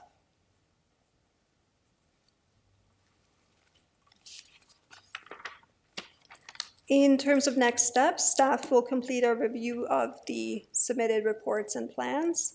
Staff will assess whether the requested official plan amendment and zoning bylaw amendment constitute good planning. Staff will consider any feedback received from the public, commenting agencies, city staff, and of course any feedback received from council. Then staff will prepare a report with recommendations to council and will hold a formal public meeting, at which point council will make the final decision on the proposed official plan amendment and zoning bylaw amendment. That concludes my presentation. If you have any questions, I'm happy to answer them. Great, thank you, Rita, for, again, a very comprehensive review of the proposal before us. As I turn it to council, a reminder again, the questions for staff, and they are questions of clarification at this point. Are there any questions of staff? Start with Councillor Vasek, and then come to Councillor Bodley. Thanks through you, Chair Hanmer. Are there any heritage considerations? Does the archaeological report identify that? I'm just curious specifically about the one single dwelling on there, if there's anything to consider. Through you, Chair Hanmer, to Councillor Vasek. The house that you speak of, I did look into it. It's not listed and it's not designated. I have not gone through the archaeological report, to be honest, so I don't know what's in there at this point. Even if it's not designated, is it worth just connecting with heritage staff? Sure. Yeah, thanks. I can take that back. Thank you. Nothing further? Okay, thank you. Councillor Bodley. Thank you, through you, Chair Hanmer. I have a few questions for you about the specificity of this proposal, and then also some broader questions about the Herbsville South Block, some of which may leak over into the developer when they come forward as well too. So my first question is around whether there was any conversations around broader trail connectivity in the area, including, maybe the potential of looking at trails that would go in behind the homes, backing onto the OS3 designation. Not only because I think there would be some value in that for residents in the area, but also because I think that this might help mitigate some of the encroachment issues that we often or sometimes see with homeowners encroaching into OS3 and other OS1, other open space type areas. Has there been any discussions around that? Through you, Chair Hanmer, to the councillor. We have not had a chance to have any discussions with the applicant specifically on any potential trail connections. But I do want to point out that through the block planning, this plan was approved by council, and this plan clearly shows the potential of a trail connection behind some of the townhouse blocks kind of along the edge of the environmental feature. So I look forward to working with the applicant to see if we can implement what we see in the plan. That would be awesome. Thank you for that clarification and for this awesome map as well too. And I would just highlight as well as we move down this process, if we can connect with our active transportation team about the potential of not only what we see on this map, which would be awesome, but the potential of how trail connectivity, as we look long-term into the future, may look in terms of connecting into the Forest Gate subdivision and into the Herbsville Cartway lands, potentially recognizing that there are challenges with the creek and it may not be feasible, but I'd like to just make sure that that's on the radar of staff as we long-term look to how this whole area of the city builds out, because again, particularly for the folks in the future Beaver Creek Meadows development, it would be great if there was an option for them to walk from their area down towards the Laurelwood Commons, the high school, etc. So I'll leave that with you. I noted that there is a lack of a sidewalk proposed on Herbsville Road, and I understand that generally speaking, we would be looking for the reconstruction of a road like this to occur before we look at this type of infrastructure. But frankly, given the timelines for the region to reconstruct this road, I really don't think we can wait. I think there has to be a sidewalk, even if it's a disconnected sidewalk at this stage, noting the Trillium lands to the south that may or may not have the sidewalk put in there. But the Forest Gate subdivision has a sidewalk on it, and I think finding a way to make sure that we connect that pedestrian corridor is extremely important. Have there been any discussions about that at this stage? Through you, Chair Hamner, to Councillor Bodley. We haven't, again, had a chance to kind of dive into it, but I did notice the same thing you have. There is a lack of, well, there's no sidewalk shown on the plan submitted. And that's something that we can certainly look at through the detailed design stage, through site plan.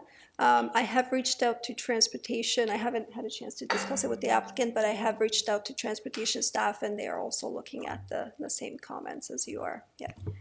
Just a reminder, Councillor Bodley, questions of clarification only, please. My apologies. Now you're making me think as I ask my questions. Just ask your questions. Sorry, thank you, Chair Hedmer. Through you, Chair Hedmer, I note that in other development areas of this in the west side that we have typically required that the west side, the living on the west side brochure be provided to residents of the area as part of the sort of requirement under the development. Has that been something that we discuss, or is that something that we can contemplate as we move forward through this plan? That's good. Through you, Chair Hamner, to Councillor Bodley, I will take that back. I have not heard of that before. Thank you for mentioning it. Okay, thank you. And these, through you, Chair Hammer, these are my questions that are sort of about the broader Herbsville South Block commentary. So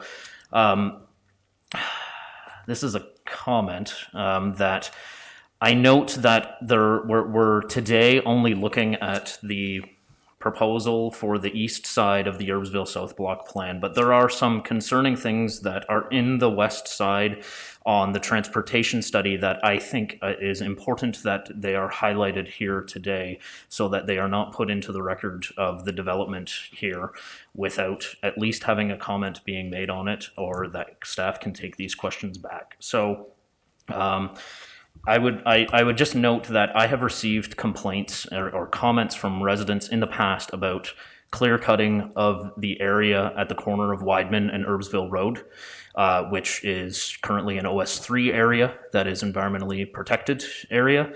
And it is disconcerting to see that this current transportation study shows a road cutting through that area. I understand that we're not being asked to look at this today, but I can't have this enter the public record without there being a comment made that it is very concerning that there is development being proposed in this OS3 area. And I would ask staff that we continue to keep our eyes on any activity occurring in this area that may prove problematic in the future when we look at a future development application in this area. I'd like staff, if they could, to we received a letter from council. Council received a letter from the landowner Trillium Estates that's been referenced a couple of times here to the south, in between the Forest Gate area and this area. And I wonder if staff can speak to that letter and provide some comments or feedback about how the proponent of this applicant is connecting with that developer to ensure that there's some cohesion between how these two parcels of land are developed. Through you, Chair Hanmer, to Councillor Bodley. The letter has been provided to the applicant, so they are aware of the letter. My understanding is the lines of communications between the two parties have been open. Just for everybody's information purposes, the lands to the south are zoned R8, so these are the Trillium lands, but there's a holding provision on the lands. And the reason the holding provision is on the lands is because those lands to the south are meant to be developed kind of cohesively in conjunction with this property to the north, the one that we're looking at today, in terms of access and servicing. So my understanding is that the applicant has been working with that landowner, and I hope to facilitate continued cooperation between the parties. Yeah. Excellent, thank you.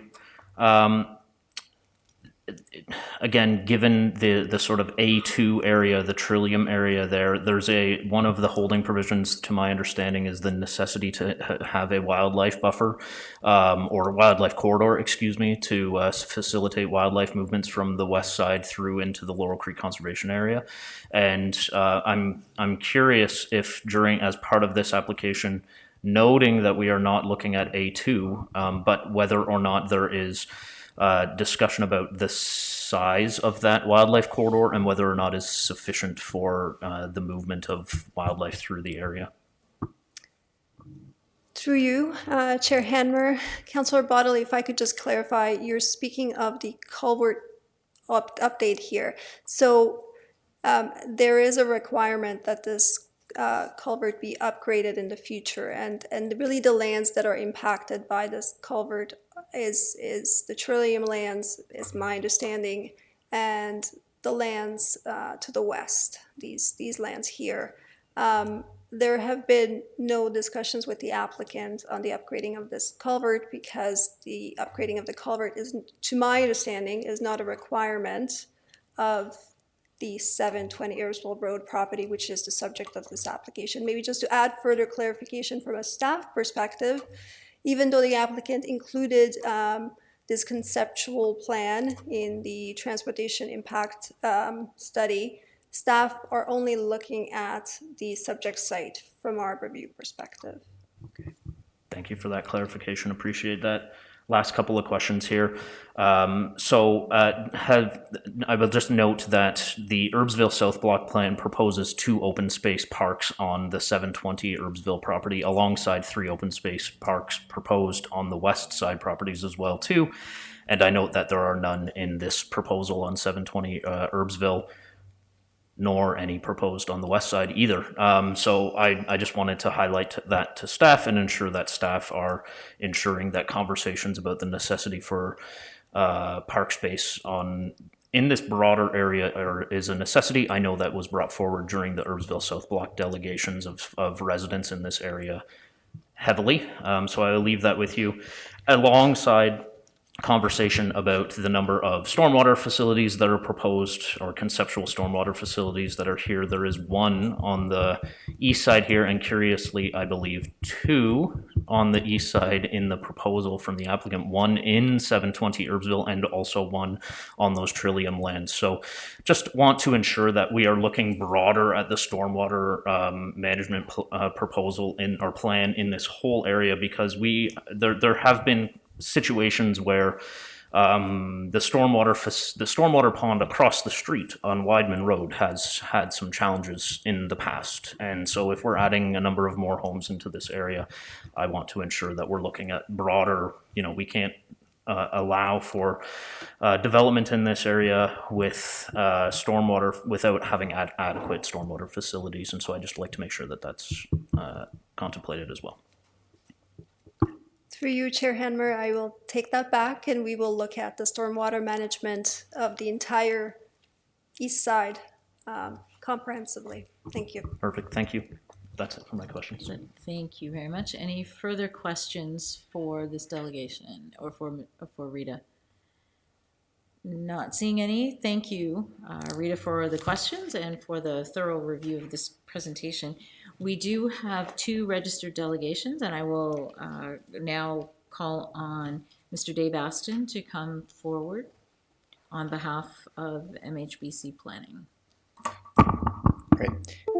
Thank you, Madam Chair and members of Council. Appreciate the opportunity to be here this evening to give our presentation as it relates to a portion of the Herbsville Block Plan area. I'm here tonight with Peter and Richard DeGroot with Sunvest Development. As you know, the Herbsville Block Plan area has been under study for some time. It started with an environmental study in 2016, and then, as mentioned, a block plan in 2020. And really what we're starting to do now with these applications is to look to the implementation to understand the details and how all of that background study and policy development and planning moves forward to look to putting residential uses, open spaces, storm ponds, trails on the ground in this community. So tonight we're talking about 720 Herbsville Road. Again, the subject property is quite large, as you can see, 6 hectares, and the developable area is approximately or just over 3 hectares, so about half of the property. The yellow line, or what we'll call the development area, is a reflection of the past environmental study from 2016, the identification of limits of features and floodplains and buffers and setbacks. And we have had our project team review and confirm the limits of the features, and they're generally consistent with the 2016 findings, just obviously updated based on our biologist expertise as of 2020 and 2021. So the master plan itself, I just want to speak to a couple things on the master plan. When the presentation talked about we're asking for a setback of 2.78 meters. That's in one location, and you can see that in what I'll call, if we're talking plan north, the far northwest portion there of that one townhouse block where we're looking at a reduced area. Generally, we're looking at 7 meters across the rear yard, which is in addition to the setbacks and buffers established within the environmental study area. There is a request for the official plan amendment that relates to the stacked townhouses, and a request to have 6 in a row and 4 vertical. And what we're looking at there is to really utilize that built form in the design, really as a streetscape element, if you will, to screen the rest of the development, or to have a interface with Herbsville Road with the development, and screen the parking. As you can see, there's internal parking associated with the development. So we're looking at using built form to provide some streetscaping and massing, and also screening to parking to the site. That request, what I'll just call 6x4 for stacked townhouse units, is fairly typical of the type of built form of stacked townhouses that you would see across various municipalities in the region, and I know has been approved as part of considerations for other developments in the city of Waterloo. So what's being proposed is a mix of units, stacked townhouses and townhouse units within the site. Those types of units are units that are permitted and considered through the block plan area. Rita covered off the majority of the official plan policies. Just come back to the comments related to the open space and the trails in a moment. So the official plan amendment is requesting the site-specific designation. We're looking at the form of the stacked townhouses, not the use themselves, in relation to the width and the height. And in looking at stacked townhouses, what we're requesting is 12 meters. That gives some flexibility to provide for it's really a 3.5 story type development. We're suggesting 4 stories, but it's giving us the flexibility. And again, something that I believe has been considered within the city to accommodate that type of built form. With regard to the zoning, we're proposing from future determination to the residential and open space areas. What's being proposed is 35% of the lands being zoned for residential, and 65% of the lands being zoned for open space or conservation. So we think that that's a significant amount of land being zoned for conservation and open space uses. There's actually a portion of the lands designated for residential that are being proposed to be zoned for open space for a large consolidated block. With regard to trails and connections and open spaces, yes, we will have the discussions with city staff as it relates to the opportunities for trails to the exterior of the site and the potential for the open space areas within the master plan. As far as the technical studies, the list of the studies were prepared. The environmental studies are based on terms of reference that were reviewed with the city, the region, and the Conservation Authority. And so those agencies provided comments for completion of the study. As I mentioned, the natural features were identified and setbacks were recommended, and those are being proposed to be implemented on the plan and generally consistent with the environmental study and the block plan. The transportation study, there was some comment and question with regard to looking at the overall area. I too will acknowledge that this application relates to 720 Herbsville Road. The development proposed on other lands was really just to look at a unit number to take a comprehensive approach to the traffic study. That is something that we had consultation with staff on. It's not intended to solidify or propose any unit types within that context. With regard to the stage 1 and 2 archaeological assessment, that assessment has been completed. No further work was identified, and that has been acknowledged through the ministry process. So there were no findings requiring any additional work as part of the archaeological assessment. With regard to functional servicing stormwater management report, we did receive the letter from the adjacent landowner. We have been in contact with the adjacent landowner, and we will be coordinating a meeting with their engineers and our engineers. Once our engineer returns to the country, we will be back in touch with them and look at grading and look at stormwater management. Again, as we get into the details and understand the topography and the grades, we will make sure that there's a comprehensive approach. We don't necessarily want to be tied to the block plan showed a proposed location. We'll do what is right and required to accommodate the appropriate stormwater management for the 720 development and the adjacent lands in a comprehensive manner. This just shows a draft plan of condominium that was submitted, really just illustrating the various common elements which relate to the roads and the amenity area kind of that's to the west portion of the site, and the stormwater management. So just identifying how the units would be proposed. The townhouses would each have their own lot, and then the stacked townhouses would be each a unit on top of each other.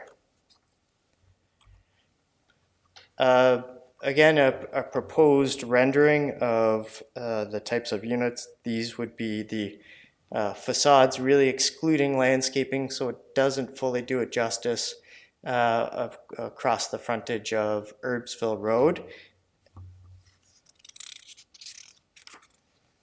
And just as part of our conclusion, I'm going to come back after the conclusion. I hope I can pick up on some of the questions. We've reviewed what's being proposed in context of provincial policy and believe that it conforms and is consistent with provincial policy direction. The lands are in a designated greenfield area in the region of Waterloo. What's being proposed as far as the urban use and the density supports the greenfield density targets of the region of Waterloo and the city, and provides a range of housing choice and protects the natural areas. The proposed OPA is in alignment with the mix of housing types that's permitted in the official plan and contemplated within the block plan area. What we're requesting is just a modification associated with massing, and that type of development, stacked townhouse, has really been evolving as really the missing middle housing over the last while. So what we're proposing really is to just move along with the evolution of how that type of housing has changed. And the development can be serviced through connections to existing and planned infrastructure. just to come back to some of the questions, the concept of a trail extending along the rear portions of the site as shown on the schedule, that's something we'll have some discussion with staff on. We believe there's opportunity, if in this configuration with the stormwater management pond, that we could use some kind of a trail loop around the pond and around the back. The other space, I believe the concept was we're connecting really the main driveway across from Regal Place. I believe it was to maybe come straight up and then have a bit of a gap or open space or trailhead between units. That's something we can explore, and I think we can achieve with this design, or a modification to the concept of this design. Sorry, I'm just going back to the sidewalk along Herbsville Road, depending on the regional timing, I guess, which I think we all want to have an understanding of what that is.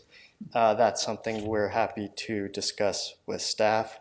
With regard to brochures or information types of things, typically that would be something that we would include in either a site plan agreement or a future plan, a condominium condition, and we would have no concerns with including those within those types of documents.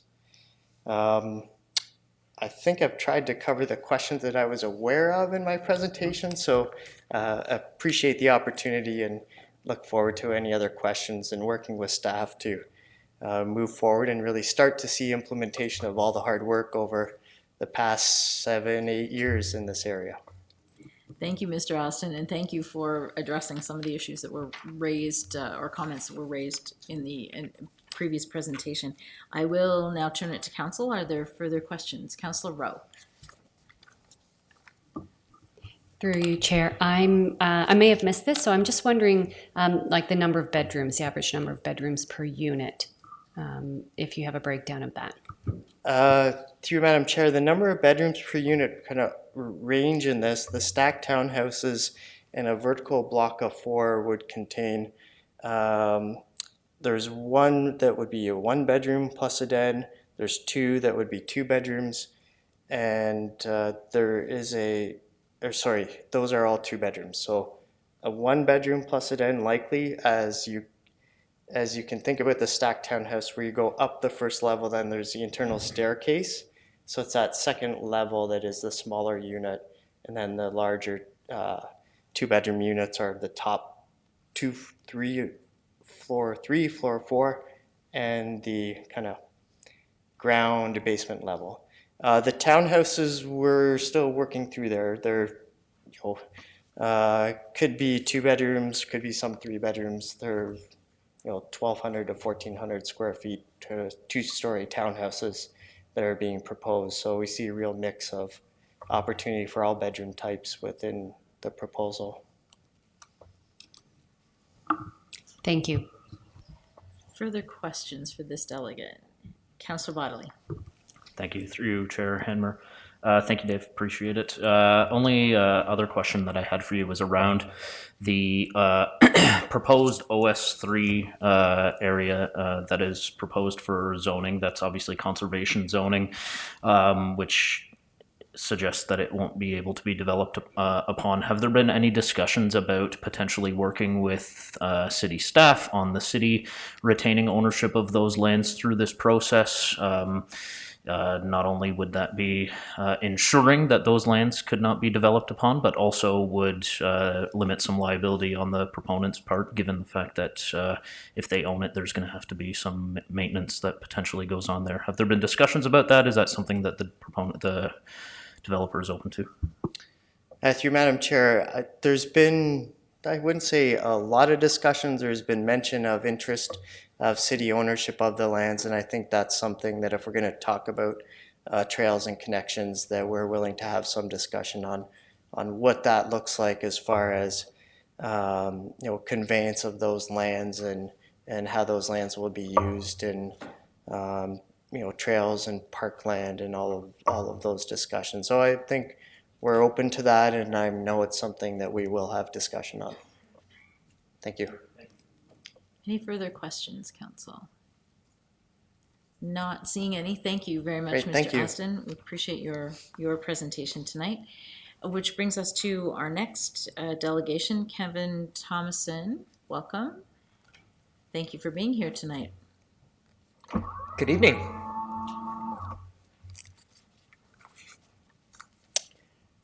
Honorable Mayor, councillors, and guests. My name is Kevin Thomason, and I live at 1115 Cedar Grove Road, Waterloo, not far from this proposed development at 720 Herbsville Road.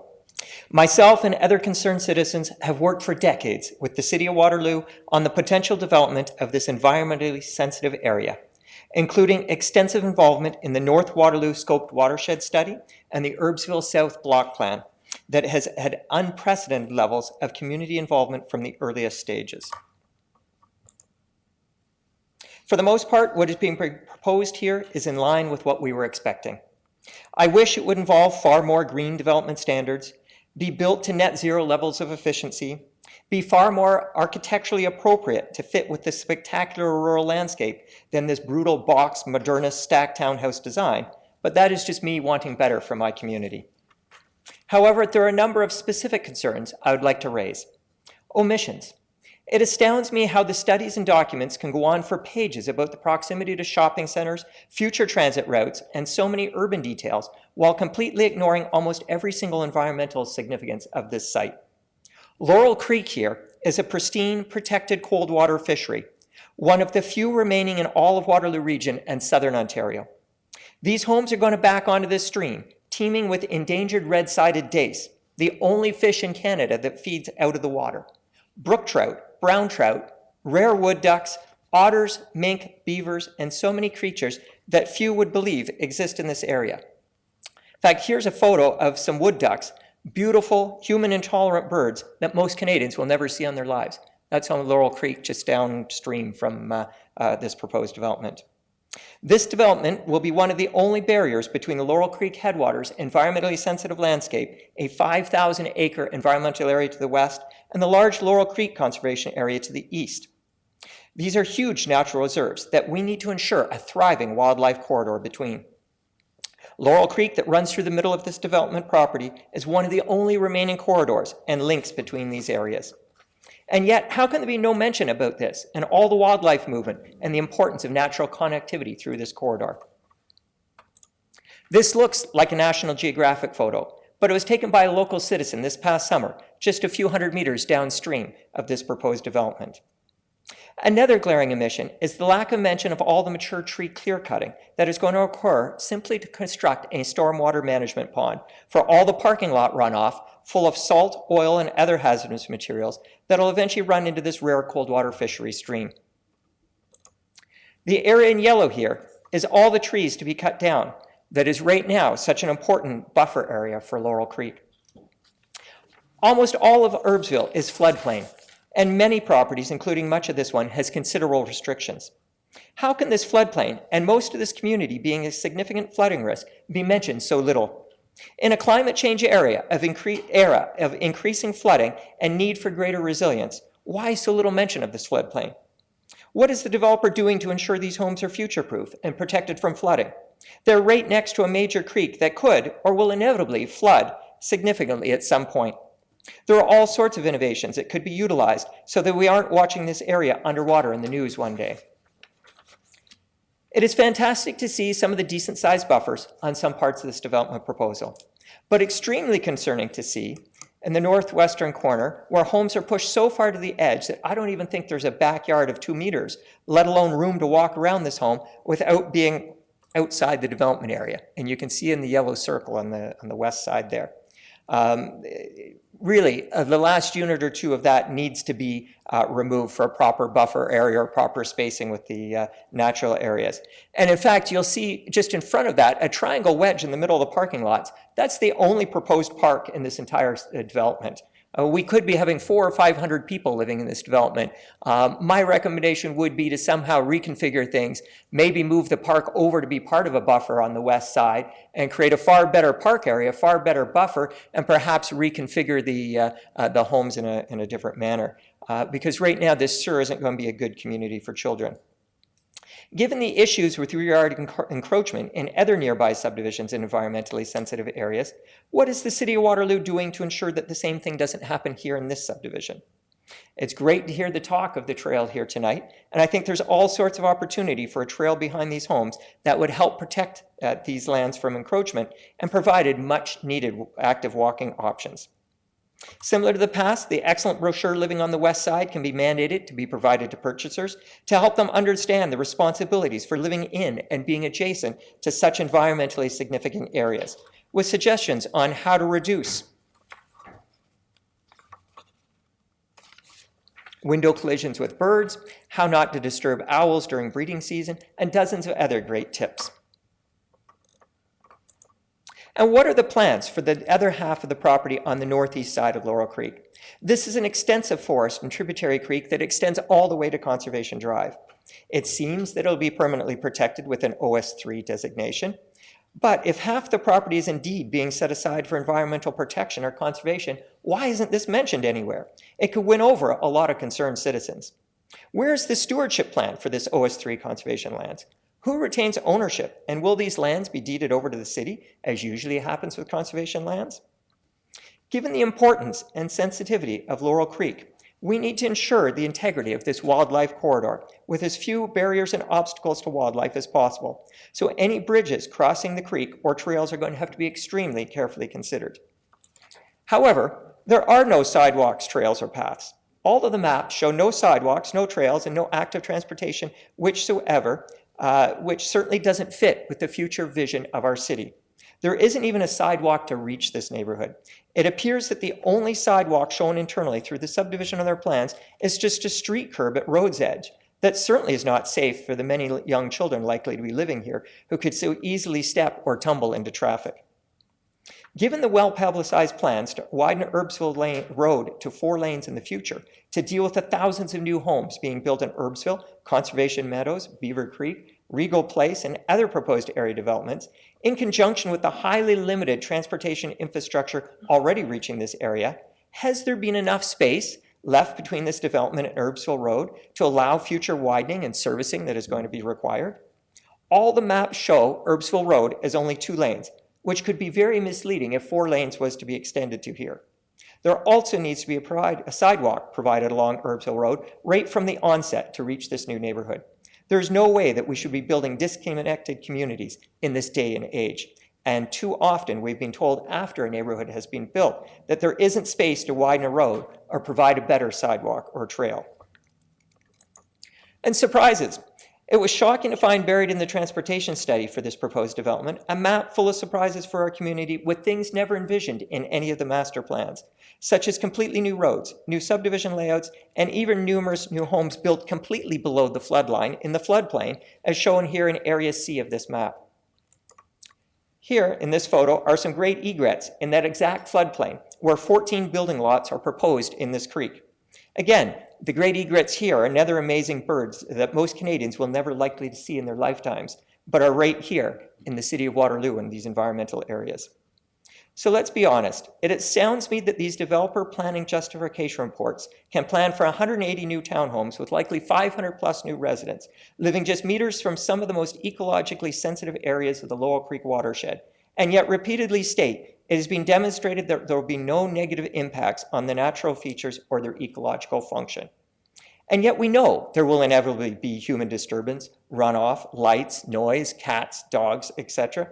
How can they state so many times throughout all their materials that there will be no negative impact? It's astounding. Let's be realistic. Let's acknowledge the potential impacts and work to minimize them. Ignoring them or trying to convince people this is impact-free is a falsehood intended to dupe you that doesn't make our city world-class or a better place to live. In conclusion, I urge council and staff to work with the developers on a better plan. Please create a neighborhood that is more in harmony with the surrounding natural areas, that will be a better place for our future residents to live, be it net zero or better green development standards, better natural area buffers, better sidewalks and active trails, and better at protecting the surrounding natural areas. We can and must do better. Thank you. Thank you very much, Kevin. Well prepared and thoughtful as usual. We appreciate your delegation to council. Are there any questions of this delegation? Councillor Bodley. Thank you. Through you, Chair Hanmer. Thank you, Kevin. Appreciate the presentation here. From your perspective, just looking at the proposal here, sort of on a granular level versus the Herbsville South Block Plan. When you look at the Herbsville South Block Plan, does the Herbsville South Block Plan, from your perspective, meet some of the sort of deficiencies that you're referencing in this proposed plan in terms of how it integrates? And do you feel, I guess, broadly speaking, that if it was more in line with what the Herbsville South Block Plan was, that we would be not facing some of the concerns that you're dealing with, or at least some of them? Yeah, excellent question. And this is a really challenging area. It's a reason why so many citizens have been working for so many decades on it. You know, some of this goes back to the Laurel Creek watershed study in the early 1990s, when even the OMB drew a triangle on a map out there and said, you know, we don't know what's going on in this area. We can't even figure it out, but in the future, somebody's going to have to figure out a lot about this area. And one of the challenges is, indeed, we have had some of the, as I mentioned, the North Scope watershed study, or the block plan, that has looked at things and looked at some aspects of it. But even then, they kind of say, well, you know, kind of like the trails. We'll have to kind of figure out the trails as we go along, or once we see what's being proposed or what's coming in the area. I think in the end, this is very dynamic. And this is something that has had a lot of collaboration and participation in the past, as I referenced. And I think it's something we're going to have as these plans come forward. And not just for this development, how does Trillium fit into it to the south? Because I think there's a lot of concern there that that corridor is being too cut off and too restricted, and we're going to throttle or bottleneck one of the major wildlife corridors between the conservation area and the ESL. You know, surprises like what we saw in areas B and C in the transportation study from Paradigm, you know, that may have inadvertently been here. Somebody had been thinking about that. That was certainly news to us. You know, in the end, I think this is just going to be something we're all going to need to have to work on. City staff has been great in the past. City council has been great in the past. Developers have been very good in understanding and willing to work in creative ways with some of the developments as they go in there. It's just going to have to continue to be a work in progress and collaboration. Yeah, through you, Chair Hammer. Thank you, Kevin. Appreciate that. And I think as we're looking at any development out here, I think they're generally speaking understanding that there will be development out here. Obviously, that's what the Herbsville South Block Plan envisions, but it's extremely important in these areas for residents to be highlighting some of these concerns, particularly given how environmentally sensitive the entire area of this corner of the city is. And so I really appreciate you highlighting some of those things for us today. Thank you. Well, thank you. And as I pointed out in my presentation, there needs to be more of a balance. You know, we need to remember some of the nature. There needs to be as much significance placed on the cold water fishery as there is a future plaza or parking lot or something like that. And I think then again, you know, some of the photos I show here, and in fact, I could show dozens more of endangered and rare species and birds that are found in the area. It is everything from Blanding's turtles, northern map turtles. You know, it's incredible some of the reptiles that have been found just within a few hundred meters of this development. It is a jewel of the city that we all need to work to protect. And while we know there's going to be development out there, sometimes, as I pointed out with a couple of those homes or whatever, it's just a matter of all that was needed was a few extra meters of buffer, or you know, sometimes if we get too greedy and try to slide too much in, that's when that balance goes askew. We know we can build sustainably. We know we can build to green standards, and I hope we can do that here. Thank you. Any further questions from council? Councillor Rowe. Through you, Chair. I'm not sure if you can answer this for me, but I didn't think of it before. When you're talking about the setback and the extra meters, is that just going to be open to like the Laurel Creek area? Is there going to be fencing or any protective? Yeah. I'm thinking of cats and dogs and the impact on the wildlife. So that's my question there, is access. Exactly. And that's where, you know, this Living on the West Side brochure that, you know, we worked on way back, I think it was 97, 98. We've stood in these chambers for a long time. We've seen this carpet wear over all these years, back when beige was actually in style. That brochure, I think, has been out of print for 10 plus years, but it was full of just such common sense things. Put a bell on your cat so it scares the birds. Don't shine your backyard lights into the forest because it disturbs the nesting birds or the owls that hunt at night. There's just so many great little tips in there that have been forgotten, and that's why we need to revive that brochure. It breaks my heart that it's not on the city website. It should be there for any citizen because it's great to hand it to the first homeowner that moves in there, but 7 years later when they move away and the next family moves in, I'm not sure it's always passed along from generation to generation. So I think there's still things we can do even within the neighborhood associations that may ultimately form there or such. But in the end, we're lucky to have these jewel areas in our city, and they're still there. They're still thriving. This deer picture was literally just taken a few months ago. If we manage it, those wood ducks as well were taken this summer. If we continue to manage it well, they will still be here for future generations. But sometimes that just comes down to the simplest decisions that could easily go awry. Thank you. Excellent. Any further questions from council? Not seeing any. Thank you very much, Kevin, again for your presentation this evening and delegation. Thank you. I will ask, is there anyone else present tonight who wishes to speak to this application? Not seeing any. If there are no more delegations, this informal public meeting is now concluded. Staff will review the issues and provide further report to council at a later date.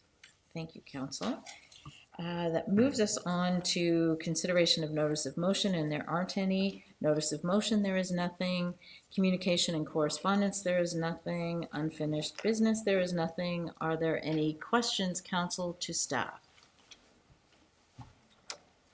Not seeing any. New business, we do have one item listed, and I have an item I'd like to bring up. And the first is at the planned all-council meeting, which is a training session on January 27th from 9 o'clock to 12 noon.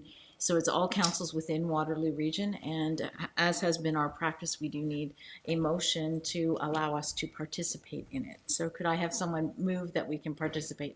Thank you, Councillor Rowe. Councillor Vasek, second. I'll call the question. All those in favor? And that motion is carried. Are there, before I say my item of new business, are there any other items of new business from council? Not. Councillor Vasek, go ahead. Just a little one in case people haven't seen it, but the skating by the decades uptown, just wanted to plug that, especially the 90s night.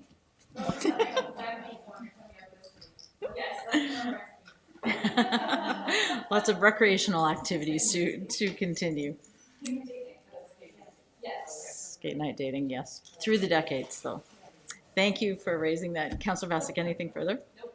Perfect. And mine is, as many of you have heard me all day today, I'm very excited to provide a shout out to Caitlin Kramer, who is a member of the Waterloo Ravens U22 A team, AA team, and her outstanding results with the U18 team and being part of Team Canada. Waterloo Region is also very proud to be the home for Ava Murphy, who started as a Raven, currently playing for the Oakville Hornets, but both of them starting here, so very proud for our city, and congratulations to Caitlin, her team, and her coaching staff. So more will come around that, so thank you. Our last item, we do have only one bylaw. This has got to be the smallest in bylaws. Can I have someone who is willing to enact our bylaws? Councillor Bodley. Only one tonight. Moved by Councillor Bodley, second by Councillor Vasek. Your hand was up in the air. I will call the question. All those in favor? And that is carried unanimously, Julie. With that, we are adjourned. Oh, I doing a motion. A motion to adjourn. Who would like to adjourn us? Mayor McCabe. She doesn't normally get to do it. And Councillor Wright. We are adjourned. Oh, for hockey. He's trying to get to hockey. Yes, with freezing cold equipment.